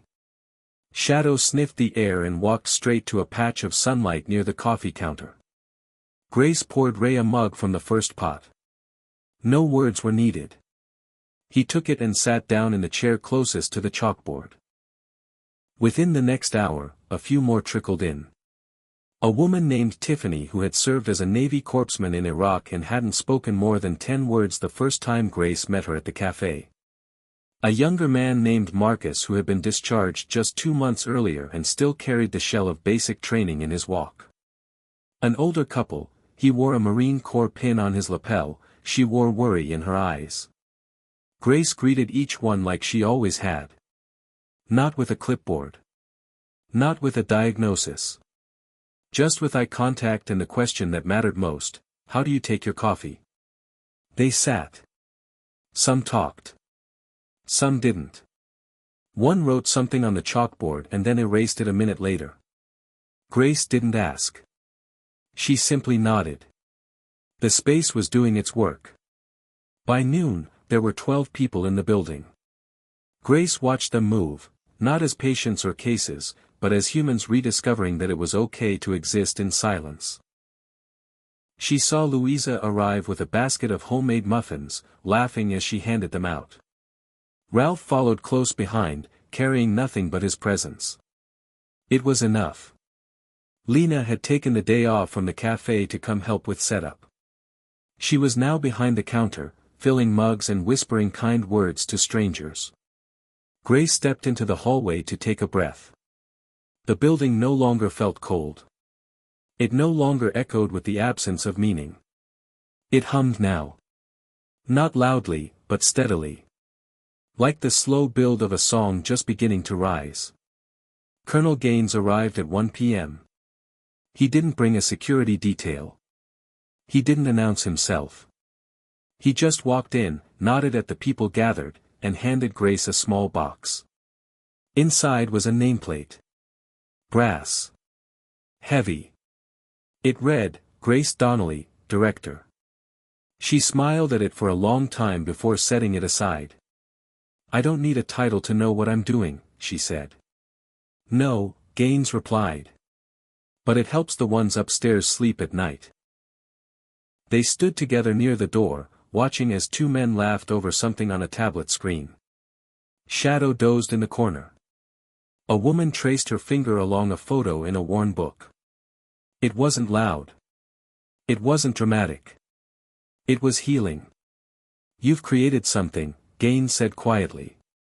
"Something different." Grace shook her head. "I didn't create anything. I just made room for it to grow." She glanced at the chalkboard. Someone had written beneath her original message, "Thank you for letting us be seen." Grace didn't know who had written it. She didn't need to. It wasn't about her. It never had been. At 5 p.m., she made one last round through the building. She turned off the coffee machine, fluffed the pillows in the lounge, and erased the chalkboard so it would be ready for tomorrow. But before she left, she wrote one line back at the top, "Come ASUR." Then she walked out, her boots echoing on the floor, her notebook under her arm, her heart full. As she stepped into the fading light, she realized something she hadn't felt in years. Peace. Not the absence of pain, but the presence of purpose. The center wasn't perfect. It would never be. But it was real. It was honest. And it was open. Grace turned the key in the lock, smiled at the golden hour sky, and whispered to herself, "They came. And tomorrow, they would come again." The third morning at the center began with rain. A gentle, steady drizzle that whispered against the windows and darkened the edges of the sidewalk. Grace arrived just after 6:30, umbrella folded beneath her arm, her flannel shirt damp at the cuffs. Inside, the center felt even warmer against the cold outside. The scent of fresh coffee filled the air, and soft jazz hummed from the old tabletop radio she had finally tuned to the right frequency. A few veterans were already seated. Tiffany sat near the window journaling quietly, while Ray and Shadow claimed their usual corner. Grace moved through the space with the quiet confidence of someone who belonged, not because of a title or uniform, but because the people around her said so without needing to speak. By 8, the common area was filled with quiet conversation. Marcus had brought in a deck of cards and started a game of gin rummy at one of the back tables. Lena returned for another day of helping out, cheerful as ever, her voice a grounding note in the background. The chalkboard now read, in several different handwritings, "Here, I feel whole, you don't need to say it all at once," and, "Still breathing. Still showing up." It had become a collective journal, a living wall of testimony that changed every hour. Grace didn't erase anything unless someone asked her to. She just let it grow. At exactly 9:14 a.m., the front door opened with a sharp gust of wind. A man stepped inside, his presence immediately disrupting the calm, not with noise or arrogance, but with something even heavier, grief. He was tall, wiry, and wore a dark green jacket zipped to the collar. His hands were shoved deep into his pockets, and his eyes scanned the room like he wasn't sure whether he'd come to the right place or made the biggest mistake of his life. Grace spotted him instantly. Not because he stood out, but because he tried so hard not to. She approached gently, a mug already in her hand. "Black, 2 sugars," she asked. He blinked, startled. Yeah. How did you know?" "I didn't," she said, handing it over. "But that's how my husband used to take it. Figured it was a good guess." He took the mug slowly, his fingers trembling slightly as they wrapped around the ceramic. "Thanks," he muttered. "You can sit anywhere," she said. "Or stand. Or pace. There's no right way to be here." He gave a stiff nod and walked to the far corner where no one else sat. Shadow raised his head for a moment, watching, then laid it back down. Grace let him be. She'd seen this before, first visits wrapped in armor. Sometimes it took hours. Sometimes weeks. She didn't push. But she noticed everything. The way he never took off his jacket. The scar above his left eyebrow.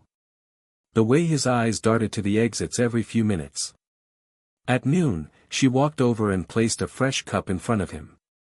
"You don't have to talk," she said. "But if you ever want to, I'm here after 5 too. The couch in the lounge is more comfortable than it looks." He didn't reply. Just looked at the chalkboard and back at her. "Why do you do this?" he asked quietly. "Because someone once did it for me," she said. The rest of the day passed with quiet rhythms. Grace helped a woman fill out housing paperwork. Lena led a group through breathing exercises.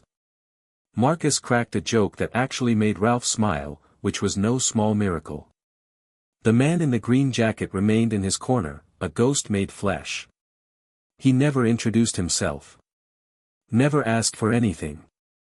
But when he left at 4:47 p.m., Grace noticed his name scribbled low on the chalkboard in small, shaky letters, "Daniel." Nothing else. The next morning, he came back. Same jacket. Same silence. But this time he took off his boots and left them by the door. Grace smiled when she saw them.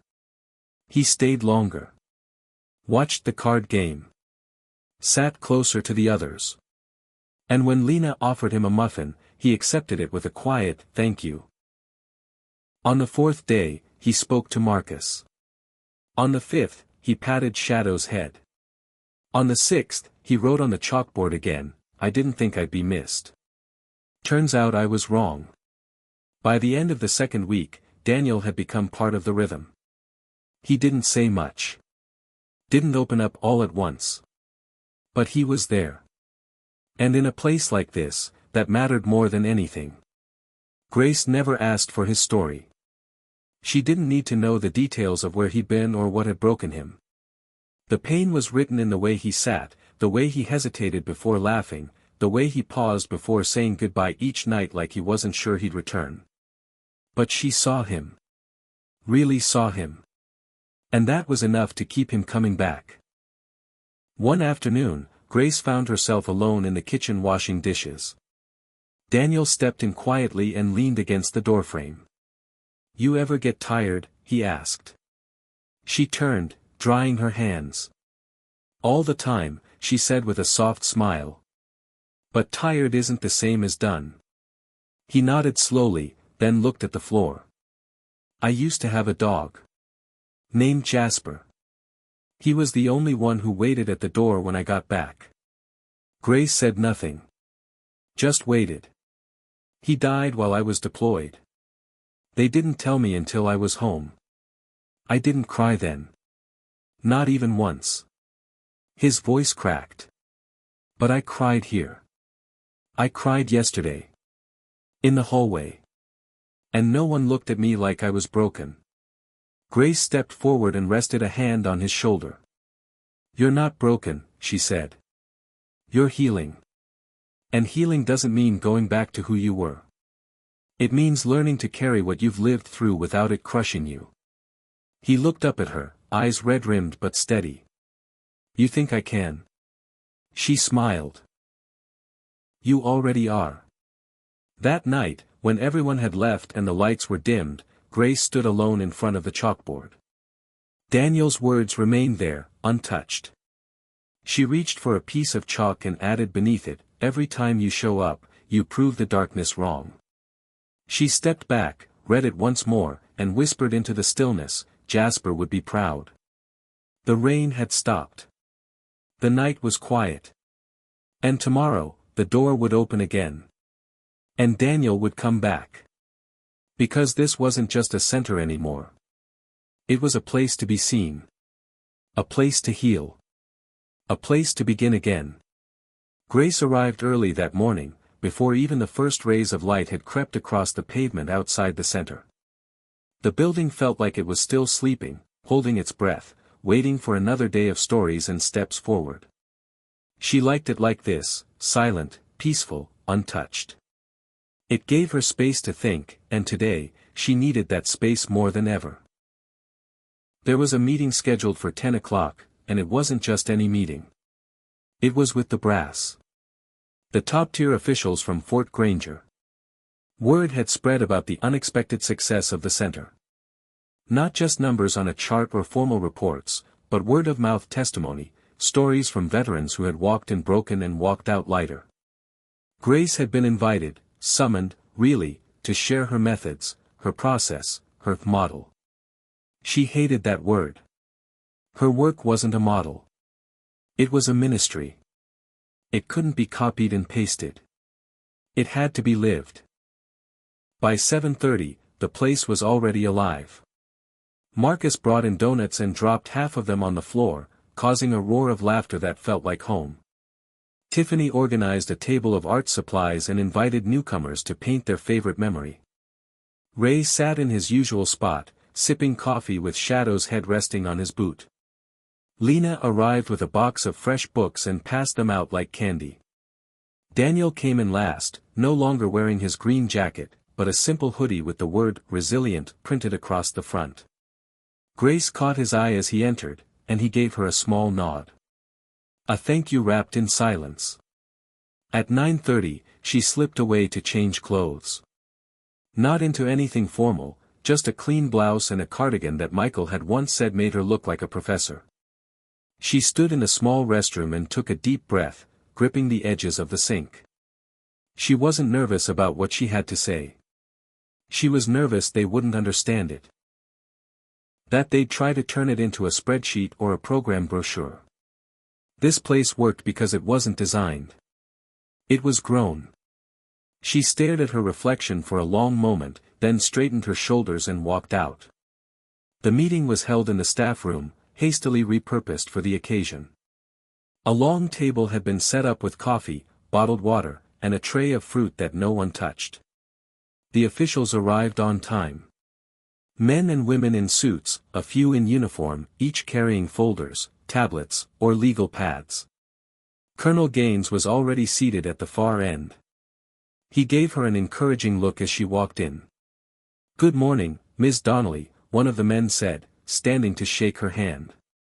"We've heard quite a bit about your work here. Impressive doesn't even begin to cover it." Grace smiled politely and sat down. "Thank you," she said. "But it's not about me. It's about them." Another woman nodded. "That's exactly why we're here. We want to know what you're doing. Why it's working. And how we can bring it to other bases. We think this model could be revolutionary."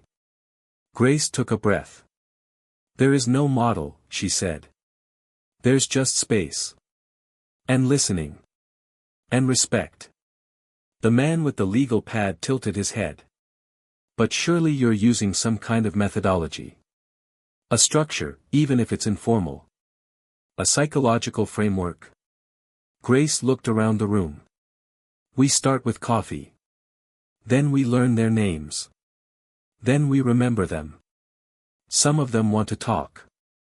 Others want to sit in silence. Some want to paint, or write, or play cards. We let them. We meet them where they are, and we stay there with them until they're ready to move." There was a pause. One of the younger officers leaned forward. "But what metrics do you use to measure progress?" Grace folded her hands on the table. "We don't measure progress. We notice it.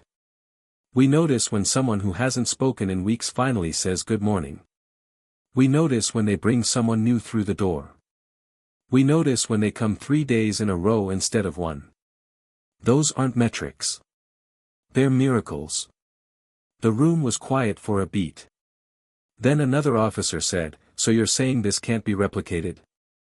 Grace shook her head. "I'm saying it can't be manufactured. You can replicate the coffee and the chairs and the chalkboard. But unless you fill it with people who genuinely care, it won't work. You can't fake belonging. Veterans know the difference." Colonel Gaines finally spoke. "She's right.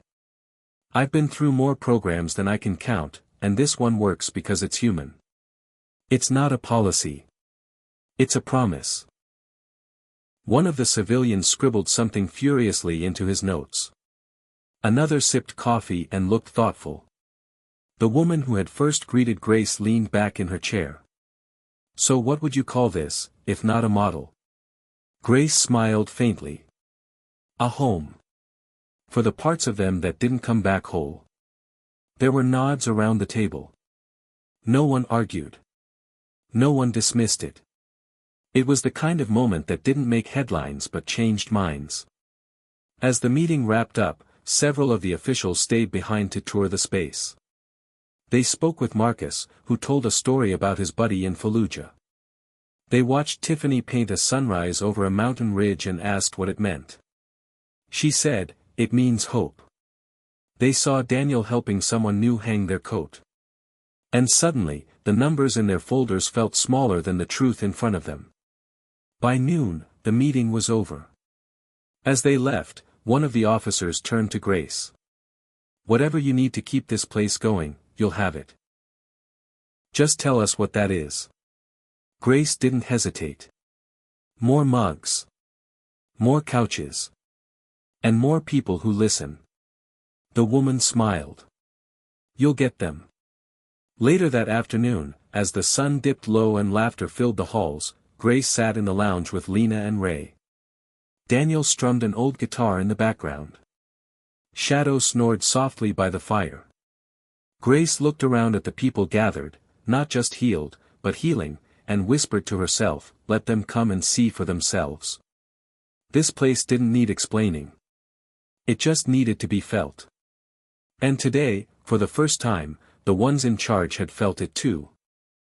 The next Monday started with an unexpected hum in the air. Grace could feel it even before unlocking the doors to the center.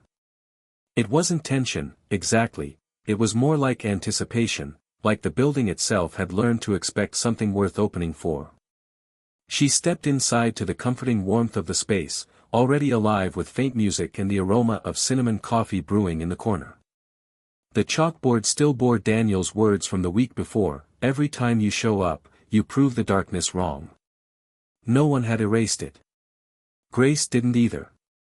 By 9, the center was full. New faces appeared beside old ones. A man in a wheelchair with a weathered Air Force cap rolled in, accompanied by his granddaughter. A younger woman with marine tattoos on her arms leaned silently against the wall, eyes scanning but feet rooted. Lena was already behind the counter, handing out mugs like blessings. Ray sat cross-legged on the floor near Shadow, handing out dog biscuits to anyone who needed an excuse to pet a gentle soul. Grace moved between people like a bridge connecting shores. She made eye contact. She remembered names. She noticed trembling fingers and asked about them only with a glance. She watched Daniel help an older vet to the couch and hand him a mug without speaking a word. The room didn't buzz. It breathed. It was just before noon when it happened. Tiffany had brought in a photo, old and bent at the corners. She pinned it to the community corkboard beside the lounge and stepped back. Grace noticed her lingering. "Is that your unit?" she asked gently. Tiffany nodded. "Mosul. 2007, only 4 of us came back." Her voice cracked. "2 of them don't leave the house anymore. The third. I haven't heard from her in 6 years." She stood silent for a moment. Then she said, "I thought maybe someone else might recognize them. Or remember." Grace didn't answer. Instead, she found a small white card and gently pinned it beneath the photo. It read, "You are remembered. You are still here." Later that day, a man none of them knew stood silently in front of the photo for over 10 minutes. Then he left without a word. But he came back the next morning. And the day after that. Grace never asked his name. She let the photo speak for him. As the week unfolded, something began to change. Not just in the people, but in the walls. The center had always been warm, but now it felt lived in. The chalkboard filled faster than Grace could keep up with. Notes appeared on the bookshelf, tucked into paperbacks, written in the margins, folded inside the covers. They were tiny confessions, silent victories. One note said, "Today I smiled for no reason." Another said, "I made it past the liquor store without stopping." One simply said, "I'm still here." Grace started collecting them. Not to publish, not to share, just to keep. A record of growth only visible to those who knew what it cost. One afternoon, Marcus called Grace into the art room. "You gotta see this," he said, barely able to contain his grin. Inside, several veterans had collaborated on a mural. It stretched across the back wall, abstract shapes, shadows of soldiers, silhouettes of homecoming hugs. In the center was a doorway painted open with a golden light pouring through. Above it, someone had written, "This is not the end." Grace stood in silence, hands at her sides. She didn't need to say a word. The walls were speaking now. Word of the mural spread fast. More veterans arrived just to see it. Some touched the wall with reverence. Others added their own small brush strokes, initials, or symbols. A man left a fingerprint in the corner using only red paint. No one asked why. No one erased it. Grace found herself sitting near the mural one evening as the center began to quiet. Daniel sat beside her. "When I got out," he said softly, "I told myself the best I could do was survive. But now, I think maybe I could live again." Grace turned to him. "You already are." He chuckled, rubbing the back of his neck. "Yeah, but now it's not just surviving one day at a time. Now I want something more. I want to remember how to hope." "You think that's too much to ask?" She shook her head. "Hope isn't too much. It's just enough." The next morning, Grace found something new on the chalkboard. Someone had written in large, deliberate letters, "Is this place real?" Below it, a dozen people had responded. "Yes. It's as real as you let it be. It's the first real thing I've known in years. It's more real than the medals in my drawer. It's not perfect. But neither are we. And that's why it works." That evening, Grace stayed late. After everyone had gone home, she walked slowly through the quiet building. She paused in each room, remembering a laugh, a cry, a breakthrough that had happened there. In the lounge, she turned off the lamps and stood in silence. She thought of Michael. She imagined what he would say if he saw this place now. Probably something simple. Probably just, "You did good, Gracie." She walked to the chalkboard and picked up a piece of white chalk. Beneath the line of answers, she added her own. "This place is real. Because you made it real." Then she stepped back, turned off the last light and whispered to the darkness, "See you tomorrow." And she knew, without a doubt, they would come. Because the walls had begun to speak, and what they were saying was this: "You're not alone. You never were." It was a chilly Wednesday morning when the stranger arrived. The sun hadn't yet burned through the thick gray clouds that hung low over the center, and the wind carried a sharp bite that reminded everyone autumn had no intention of leaving quietly. Inside, the atmosphere was warm as always. The coffee pot gurgled contentedly, the faint scent of vanilla and clove drifted from a candle Lena had lit on the counter, and laughter trickled from the back room where Marcus and Tiffany were organizing the mural supplies. Grace stood at the entrance with Ray, discussing an upcoming weekend event, when the front door creaked open. He stood there for a long moment, unmoving, as though deciding whether to commit to the next step. He looked to be in his 60s, with broad shoulders hunched slightly under a worn denim jacket. His boots were polished but old, his jeans stiff, and a battered leather cap clutched in one hand. A long, jagged scar ran down his left cheek, disappearing beneath a graying beard. His eyes were pale blue, almost icy, but carried an unmistakable weight. Grace stepped forward with the calm confidence she used for all new faces. "Welcome," she said gently. "Come in out of the cold. We've got hot coffee and warm chairs." He hesitated, then stepped inside, letting the door close slowly behind him. "Name's Sam," he said quietly. "Didn't mean to interrupt." "You didn't," Grace assured him, already pouring a cup. "Black?" He nodded. "No cream. No sugar. Just like the old days." He took the mug and scanned the room with sharp, observant eyes. Grace watched his posture, the way he kept his back to the wall and never let his gaze rest too long in one place. Combat instincts, deeply rooted. She didn't ask where he'd served or when. That could come later, or not at all. "You can sit wherever feels right," she said. "No one expects anything here. Except honesty, and even that takes time." Sam nodded but didn't move. He found a quiet corner near the bookshelf and sank into the chair as though unsure it would hold him. For nearly an hour, he said nothing. He didn't read, didn't speak, didn't even drink the coffee. He just sat, silent and still, as the life of the center moved around him. Grace checked on him occasionally, never pressing. Daniel passed by once and offered a nod, which Sam returned. Lena brought him a muffin, which he didn't touch. The chalkboard was particularly active that morning. Someone had written in large purple letters, "What do you miss the most?" Beneath it, answers bloomed like confessions. The sound of boots on gravel. My mom's lasagna. The silence before sunrise. Sam didn't write anything, but Grace saw his eyes drift to the board several times. That was enough. By early afternoon, the center had settled into its usual rhythm. Grace was refilling mugs when she felt a presence behind her. She turned to find Sam standing awkwardly, mug still half full in his hand.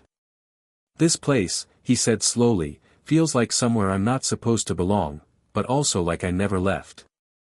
She offered a small smile. That's what home feels like for a lot of us. A little unfamiliar. A little overdue. He looked down. I used to run a unit. Special forces. I saw a lot. Buried even more.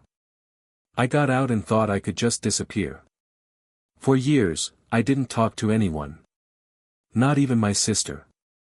Figured I'd done my time, and silence was my reward. He paused. Then yesterday, a guy I used to serve with sent me a message. Just said, go to the cafe that's not a cafe. It'll know what to do with you. So here I am. Grace felt a lump in her throat. I think it already has, she said. You walked in. That's more than most. Sam's shoulders sagged slightly, as if releasing something too heavy to carry. You're Grace, right? I heard about you. You got fired for helping someone's dog. She chuckled. That's one way to put it. I call it getting redirected. He smiled, barely, but it was there. Well, redirected or not, you built something here. Feels like something sacred. Like church without the guilt. Grace's eyes warmed. Maybe it is. Later that day, Sam walked over to the chalkboard. Without looking at anyone, he picked up the white chalk and wrote beneath the question, what do you miss the most? He paused, then added, hearing someone say my name and mean it. No one said a word, but someone else, a woman from the Coast Guard who rarely spoke, walked over minutes later and wrote, welcome home, Sam. From then on, everything changed. Not quickly. Not loudly. But enough. The next morning, Sam arrived before the doors opened. Grace let him in, and he helped set up the chairs. The day after that, he brought in a tin of old photos and let Ray look through them. By the end of the week, he was helping Daniel with morning cleanup. His scar no longer looked like a mark of pain, it looked like history, carried with dignity. Sam became the kind of quiet presence that others gravitated toward. He didn't talk much, but when he did, people listened. His stories weren't long. Just sentences that landed heavy and true. And when someone cried near him, he didn't speak, he just stayed beside them, steady and still. One evening, as the sun dipped low and cast golden light through the windows, Grace sat next to Sam on the porch outside. You think you'll keep coming back? She asked. He looked out across the parking lot, where shadows stretched long and the wind rustled the trees. Yeah, he said. This place reminds me I'm still part of something. That maybe I was never meant to disappear. Grace nodded. You never did. You just needed a place to be seen again. Sam reached into his pocket and pulled out a small silver pin, tarnished, weathered. Used to wear this on my jacket, he said. Stopped a long time ago. Thought it didn't mean anything anymore. He handed it to Grace. But I think it belongs here now. On the wall. So someone else can remember who they are. She took it gently, holding its weight in her palm. Thank you, she whispered. That night, she pinned the silver badge beside the chalkboard, under the words, You are still here. The walls had another voice now. And it spoke with strength, with stillness, with scars that had learned how to heal. And everyone listened. Friday morning dawned with a rare winter sun breaking through the clouds, spilling soft golden light over the cracked sidewalk outside the center. Grace arrived early, as she always did, and paused before unlocking the door. There was something in the air, something weighty, like the hours ahead had a story waiting to unfold. She stepped inside and moved through the rooms in silence, her fingertips brushing over the backs of chairs, the edge of the coffee bar, the familiar grain of the chalkboard frame. Everything was still, but not empty. It felt like the center was holding its breath, waiting. By 8:30, the place was filling up with the usual rhythm. Tiffany was laughing at something Marcus said, their banter echoing from the lounge. Lena unpacked a box of donated books. Ray was in his corner with Shadow, sorting out a game of checkers with Sam. Daniel was quietly brewing coffee behind the counter, having learned just how Grace liked it. Everything seemed normal. Until the door opened and Grace looked up. She froze. A woman stepped inside, tall and lean, with silver-streaked hair pulled into a tight braid. Her eyes were sharp, her jaw set, and her entire presence commanded attention without needing to speak. She wore a thick flannel jacket over a weathered brown t-shirt, combat boots, and jeans. But it wasn't her outfit that made Grace's heart catch. It was the badge pinned to the inside lapel. Airborne. 101st. And the way she scanned the room as if searching for something, or someone. Behind her, a younger man walked in, mid-30s, clean-shaven, a nervous energy in his step. He looked around, confused, then glanced back at the woman. "You sure this is the place?" he whispered. She didn't answer. Instead, her eyes locked on the wall behind the bookcase, where the photo Tiffany had posted still hung. She walked slowly to it, reached out, and touched the edge of the picture with a tenderness that didn't match her rugged demeanor. Grace stepped forward. "Can I help you?" she asked softly. The woman turned. "I'm looking for Tiffany Keller. Someone told me she comes here." Grace nodded slowly, heart pounding. "She's in the back room, give me just a moment." She crossed the space and found Tiffany reorganizing paint supplies. "There's someone here to see you," Grace said. "You might want to come out front." Tiffany looked puzzled but followed. The moment she stepped into the main room, the world seemed to stop. Her eyes landed on the woman by the wall. And the breath left her body. "Maggie," she whispered. The woman turned, and her tough exterior cracked. Her shoulders softened. Her lips trembled. "Hey, Tiff." Tiffany took a step forward, then another, then suddenly they were in each other's arms, gripping tightly like neither wanted to let go. The room fell silent. Conversations died. Even Shadow sat up, sensing something sacred had just occurred. Maggie pulled back, eyes glassy. "I thought you were dead," she said. "After Mosul, after that explosion, I couldn't find your name on any list. I thought you were gone." Tiffany shook her head. "I was sent stateside. Spent 2 years in rehab. I didn't think anyone wanted to hear from me." Maggie exhaled sharply. "Are you kidding? We looked for you. Me and Dante. We checked hospitals, bases, everything." Tears slipped down Tiffany's cheeks. "I felt like a ghost. Like maybe it was better if I just disappeared." Maggie cupped her face. "Well, you're not a ghost. You're here. And I'm not letting you go again." Grace stepped back, letting the moment belong entirely to them. Around the room, the veterans had resumed speaking, but something had shifted. Walls had fallen. The reunion wasn't just about 2 people, it reminded everyone that sometimes, the ones we lost weren't dead.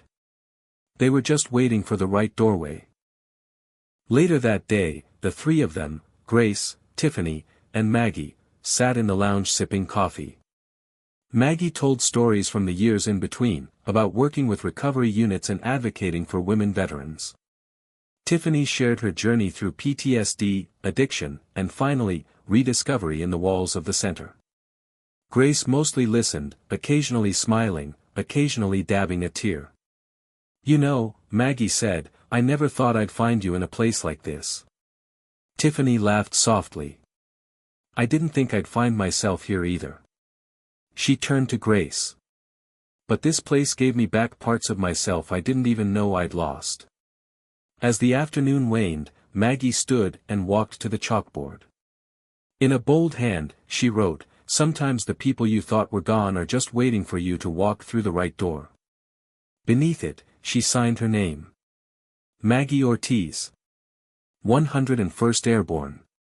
That evening, after the center closed and everyone had gone, Grace sat alone by the mural wall. The reunion had stirred something in her, something ancient and hopeful. She thought of Michael, of all the people they had met in war and peace, and how many had simply vanished into silence. Maybe, she thought, this was why she was here. Not just to offer coffee or conversation, but to hold the door open long enough for someone to be found. The wind picked up outside. The lights dimmed. And from the front porch, she heard the faintest sound of footsteps, someone coming back. She smiled to herself. Tomorrow, someone new would walk through that door. And maybe they, too, would find a face they thought was lost. Saturday brought with it a storm that rolled in from the west like a slow-moving train, thick clouds dragging behind them the threat of rain and cold.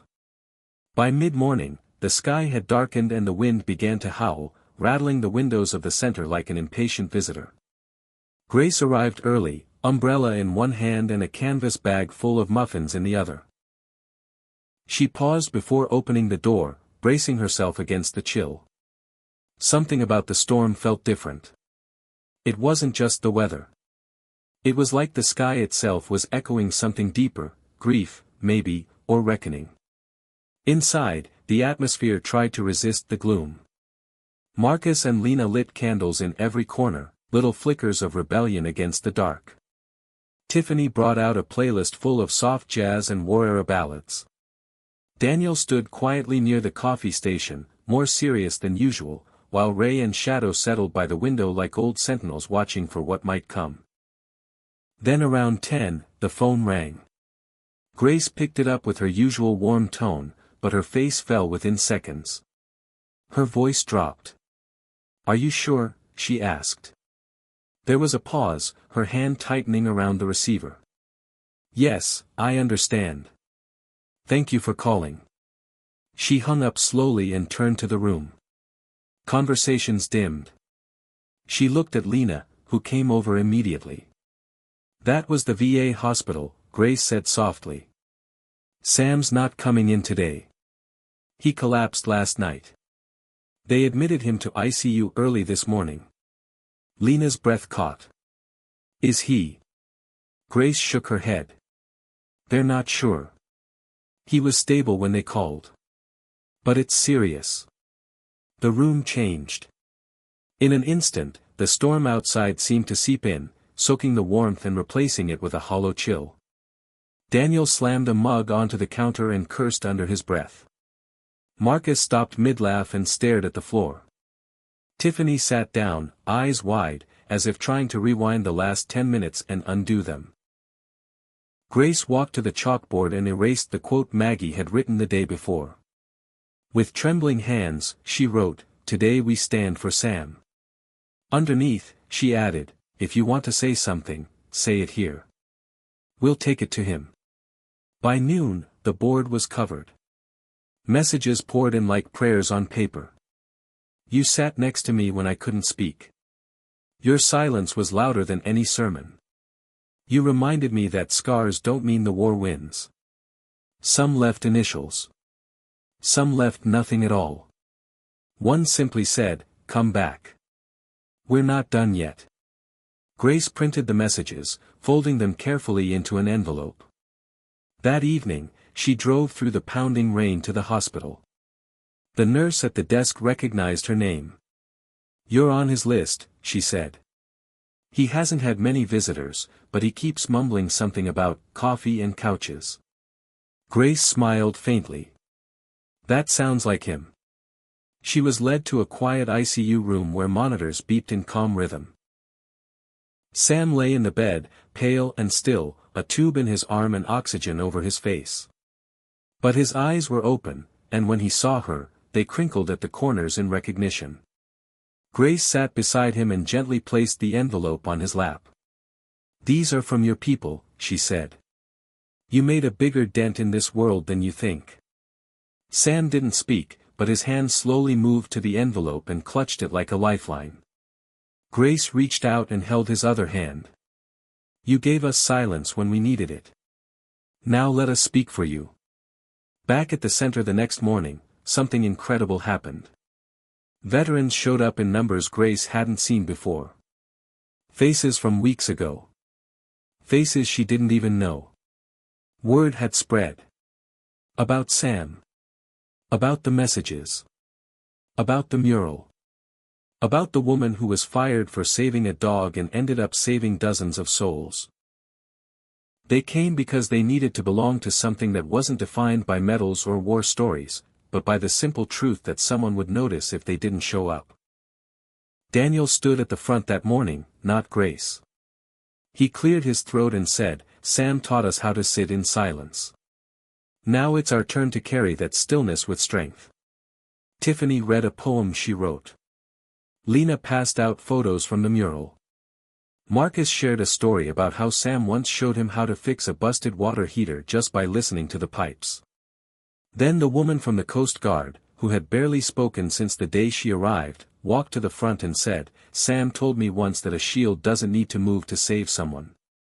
It just has to stand in the way of what's coming." She paused. "I think this place is our shield." And so was he. The storm had broken by then. Sunlight poured through the windows like a benediction. The chalkboard read, "Sam, our quiet storm." Underneath someone had drawn a shield with his initials in the center. Grace stood in the doorway, watching the room, watching the people who had once been fragments now lean toward each other like gravity had finally found them. And she knew this was the moment she had always been waiting for, not recognition or approval, but proof. Proof that what they built was real. That the pain, the loss, the long nights, and even the firing, it had led to this. When she returned to the hospital later that evening, Sam was asleep. But the envelope of messages lay open on the bedside table. Each one read. Some underlined. She added one more. "We're still here. Because of you." Sunday dawned with a clarity the town hadn't seen in weeks. The storm had swept the streets clean, leaving everything sharp and bright, the air brisk and almost celebratory. Yet inside the center, there was a reverent stillness. No one said it out loud, but they all felt it, like something sacred was about to happen, or perhaps was already unfolding. Grace stood by the front window with a cup of coffee growing cold in her hands, her gaze drifting across the sky. She had just come back from the hospital where Sam remained asleep, but his vitals were steady, and the nurses whispered the word improvement with cautious hope. Still, she carried the weight of not knowing. Around her, the center filled slowly. Daniel took the lead, setting up chairs in a wide circle instead of the usual scattered setup. Lena and Marcus brought out every candle they had, lighting them one by one. The smell of wax and cinnamon filled the air like incense. Ray arrived with Shadow, who walked in first like a four-legged sentinel, then curled quietly by the chalkboard. No one had written on it that morning. Not yet. They were waiting. At 10 sharp, Tiffany stepped forward holding something wrapped in cloth. It was the silver pin Sam had given to Grace. She unwrapped it gently and held it up. "Sam gave this to the center," she said softly. "He said it was a part of who he was, but that someone else might need it more someday." She paused, looking around the room. "So we're going to make sure no one forgets where it came from." With Lena's help, she mounted a shadow box on the mural wall.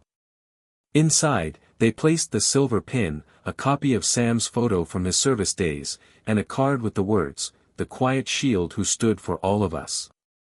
When they stepped back, silence fell again. Then Marcus cleared his throat. "I was thinking," he said, "maybe we should do more than just remember him. Maybe we do something. An actual mission. One last mission, for Sam." The idea caught like wildfire. A mission. Not just symbolic. Real. Marcus proposed a veteran outreach program, using the center as a launch point.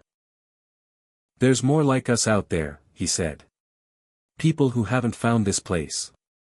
People who don't even know they're allowed to heal." Lena jumped in. "We could partner with shelters, hospitals, maybe even small-town police departments." Daniel added, "And the VA. We start making calls. We let them know there's a place where silence gets honored, and stories get space." Grace watched them come alive, passing ideas back and forth like soldiers planning a rescue. They scribbled names on whiteboards, listed cities within driving distance, drafted contact emails. By noon, it was no longer a concept. It was a movement. They named it Operation Shield. Grace took a step back and blinked hard against the emotion welling up in her eyes. This wasn't just about Sam anymore. This was what the center had always been meant to become, a place that didn't just catch those who were falling, but went out into the world to find the ones already lost. That evening, Grace returned to the hospital again. She carried with her a folder filled with the plans. Flyers, maps, names, emails. A mission briefing, of sorts. Sam's eyes were open when she entered. Tired but alert. He smiled faintly. Did I miss anything good? Grace chuckled through the lump in her throat. Just a revolution. She sat beside him and opened the folder. They're calling it Operation Shield. It's your legacy, Sam. They're going to reach out, across counties, across states. They're going to find the ones who think no one's looking for them. His lips twitched in a whisper of a grin. Sounds big. It is, she said. But it started with something small. You showed up. You sat with us. You reminded us what quiet courage looks like. He turned his head slowly and looked at her, his voice almost too soft to hear. I didn't know if I had anything left to give. Grace took his hand. You gave us everything. And now, we carry it forward. The next morning, a new message appeared on the chalkboard. It was written in thick, black ink, right across the top, mission accepted. Beneath it, more messages followed. We ride for Sam. This shield moves now. One mission, many voices. The center buzzed with energy all day. Veterans who hadn't spoken much were volunteering to make phone calls. Marcus printed the first run of flyers. Tiffany and Lena were mapping outreach routes. Daniel offered to speak at the first shelter visit. And Grace, for once, didn't have to lead everything. She just stood back and watched them rise. That night, as she locked up, the mural caught her eye again. She stood in front of it, where the painted door glowed gold, and the shadow box now hung like a quiet flame. She reached out and touched the glass. We've got it from here, she whispered. Behind her, the wind stirred gently, carrying with it a piece that had nothing to do with silence and everything to do with purpose. In that moment, Grace understood something she hadn't before. The mission was never about saving someone else. It was about remembering you're still here to be saved too. The next phase had begun. And the storm that had once threatened to break them had become the very force that brought them to life. It began with a letter. A real one, handwritten in black ink, the kind that felt heavy with meaning just by holding it. Grace found it slipped beneath the center's front door one quiet Monday morning, tucked inside an envelope marked only with her name. She opened it slowly, her fingers brushing over the rough paper, and unfolded it with the care of someone handling something sacred. The handwriting was strong but slightly shaky. She recognized it immediately. Grace, it began. I don't know how long I've got left, but I know enough to realize you deserve to hear this before I'm gone. When I first walked through your door, I was empty. The kind of empty that echoes when you breathe. I didn't come looking for help. I came looking for an ending. But instead, you gave me a beginning. You didn't ask for my rank or my story. You asked if I wanted coffee. That saved me more than you'll ever know. What you've built here, it's not a cafe. It's not a center. It's a lifeline. And now it's a mission. You gave me one last purpose, and through that, you gave me peace. Thank you. For everything. Sam. Grace sat down in the quiet room, letter trembling in her hands. She read it again, slower this time, each word sinking deeper into her bones. She folded it with care and slipped it into the drawer beneath the counter, next to a bundle of old service dog tags, photos, and letters. The cornerstones of a family that had found itself without needing blood ties. Then she stood, walked to the chalkboard, and wrote a new question across the top: what does peace look like to you? Within minutes, the room began to stir. Marcus wrote, peace is when you stop checking the exits. Lena added, peace is hearing someone laugh and knowing it's not forced. Daniel scribbled, peace is the silence you choose, not the one forced on you. And Tiffany wrote, peace is showing up without needing a reason. The center was full that day.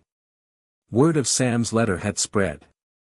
Veterans, old and new, filtered in and out, some bringing stories, some just bringing silence. Grace welcomed them all.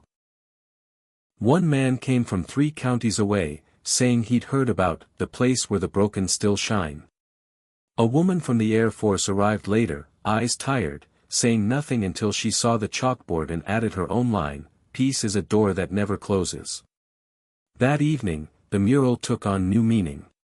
Tiffany had quietly added a new stroke of paint across the golden door, a tiny figure, walking toward it, hand outstretched. Above it, in small letters, she wrote, Sam's door. No one questioned it. No one needed to. The following week, Operation Shield officially launched. The center transformed into a base of operations. They held evening planning sessions, early morning supply runs, and weekend trainings for volunteers.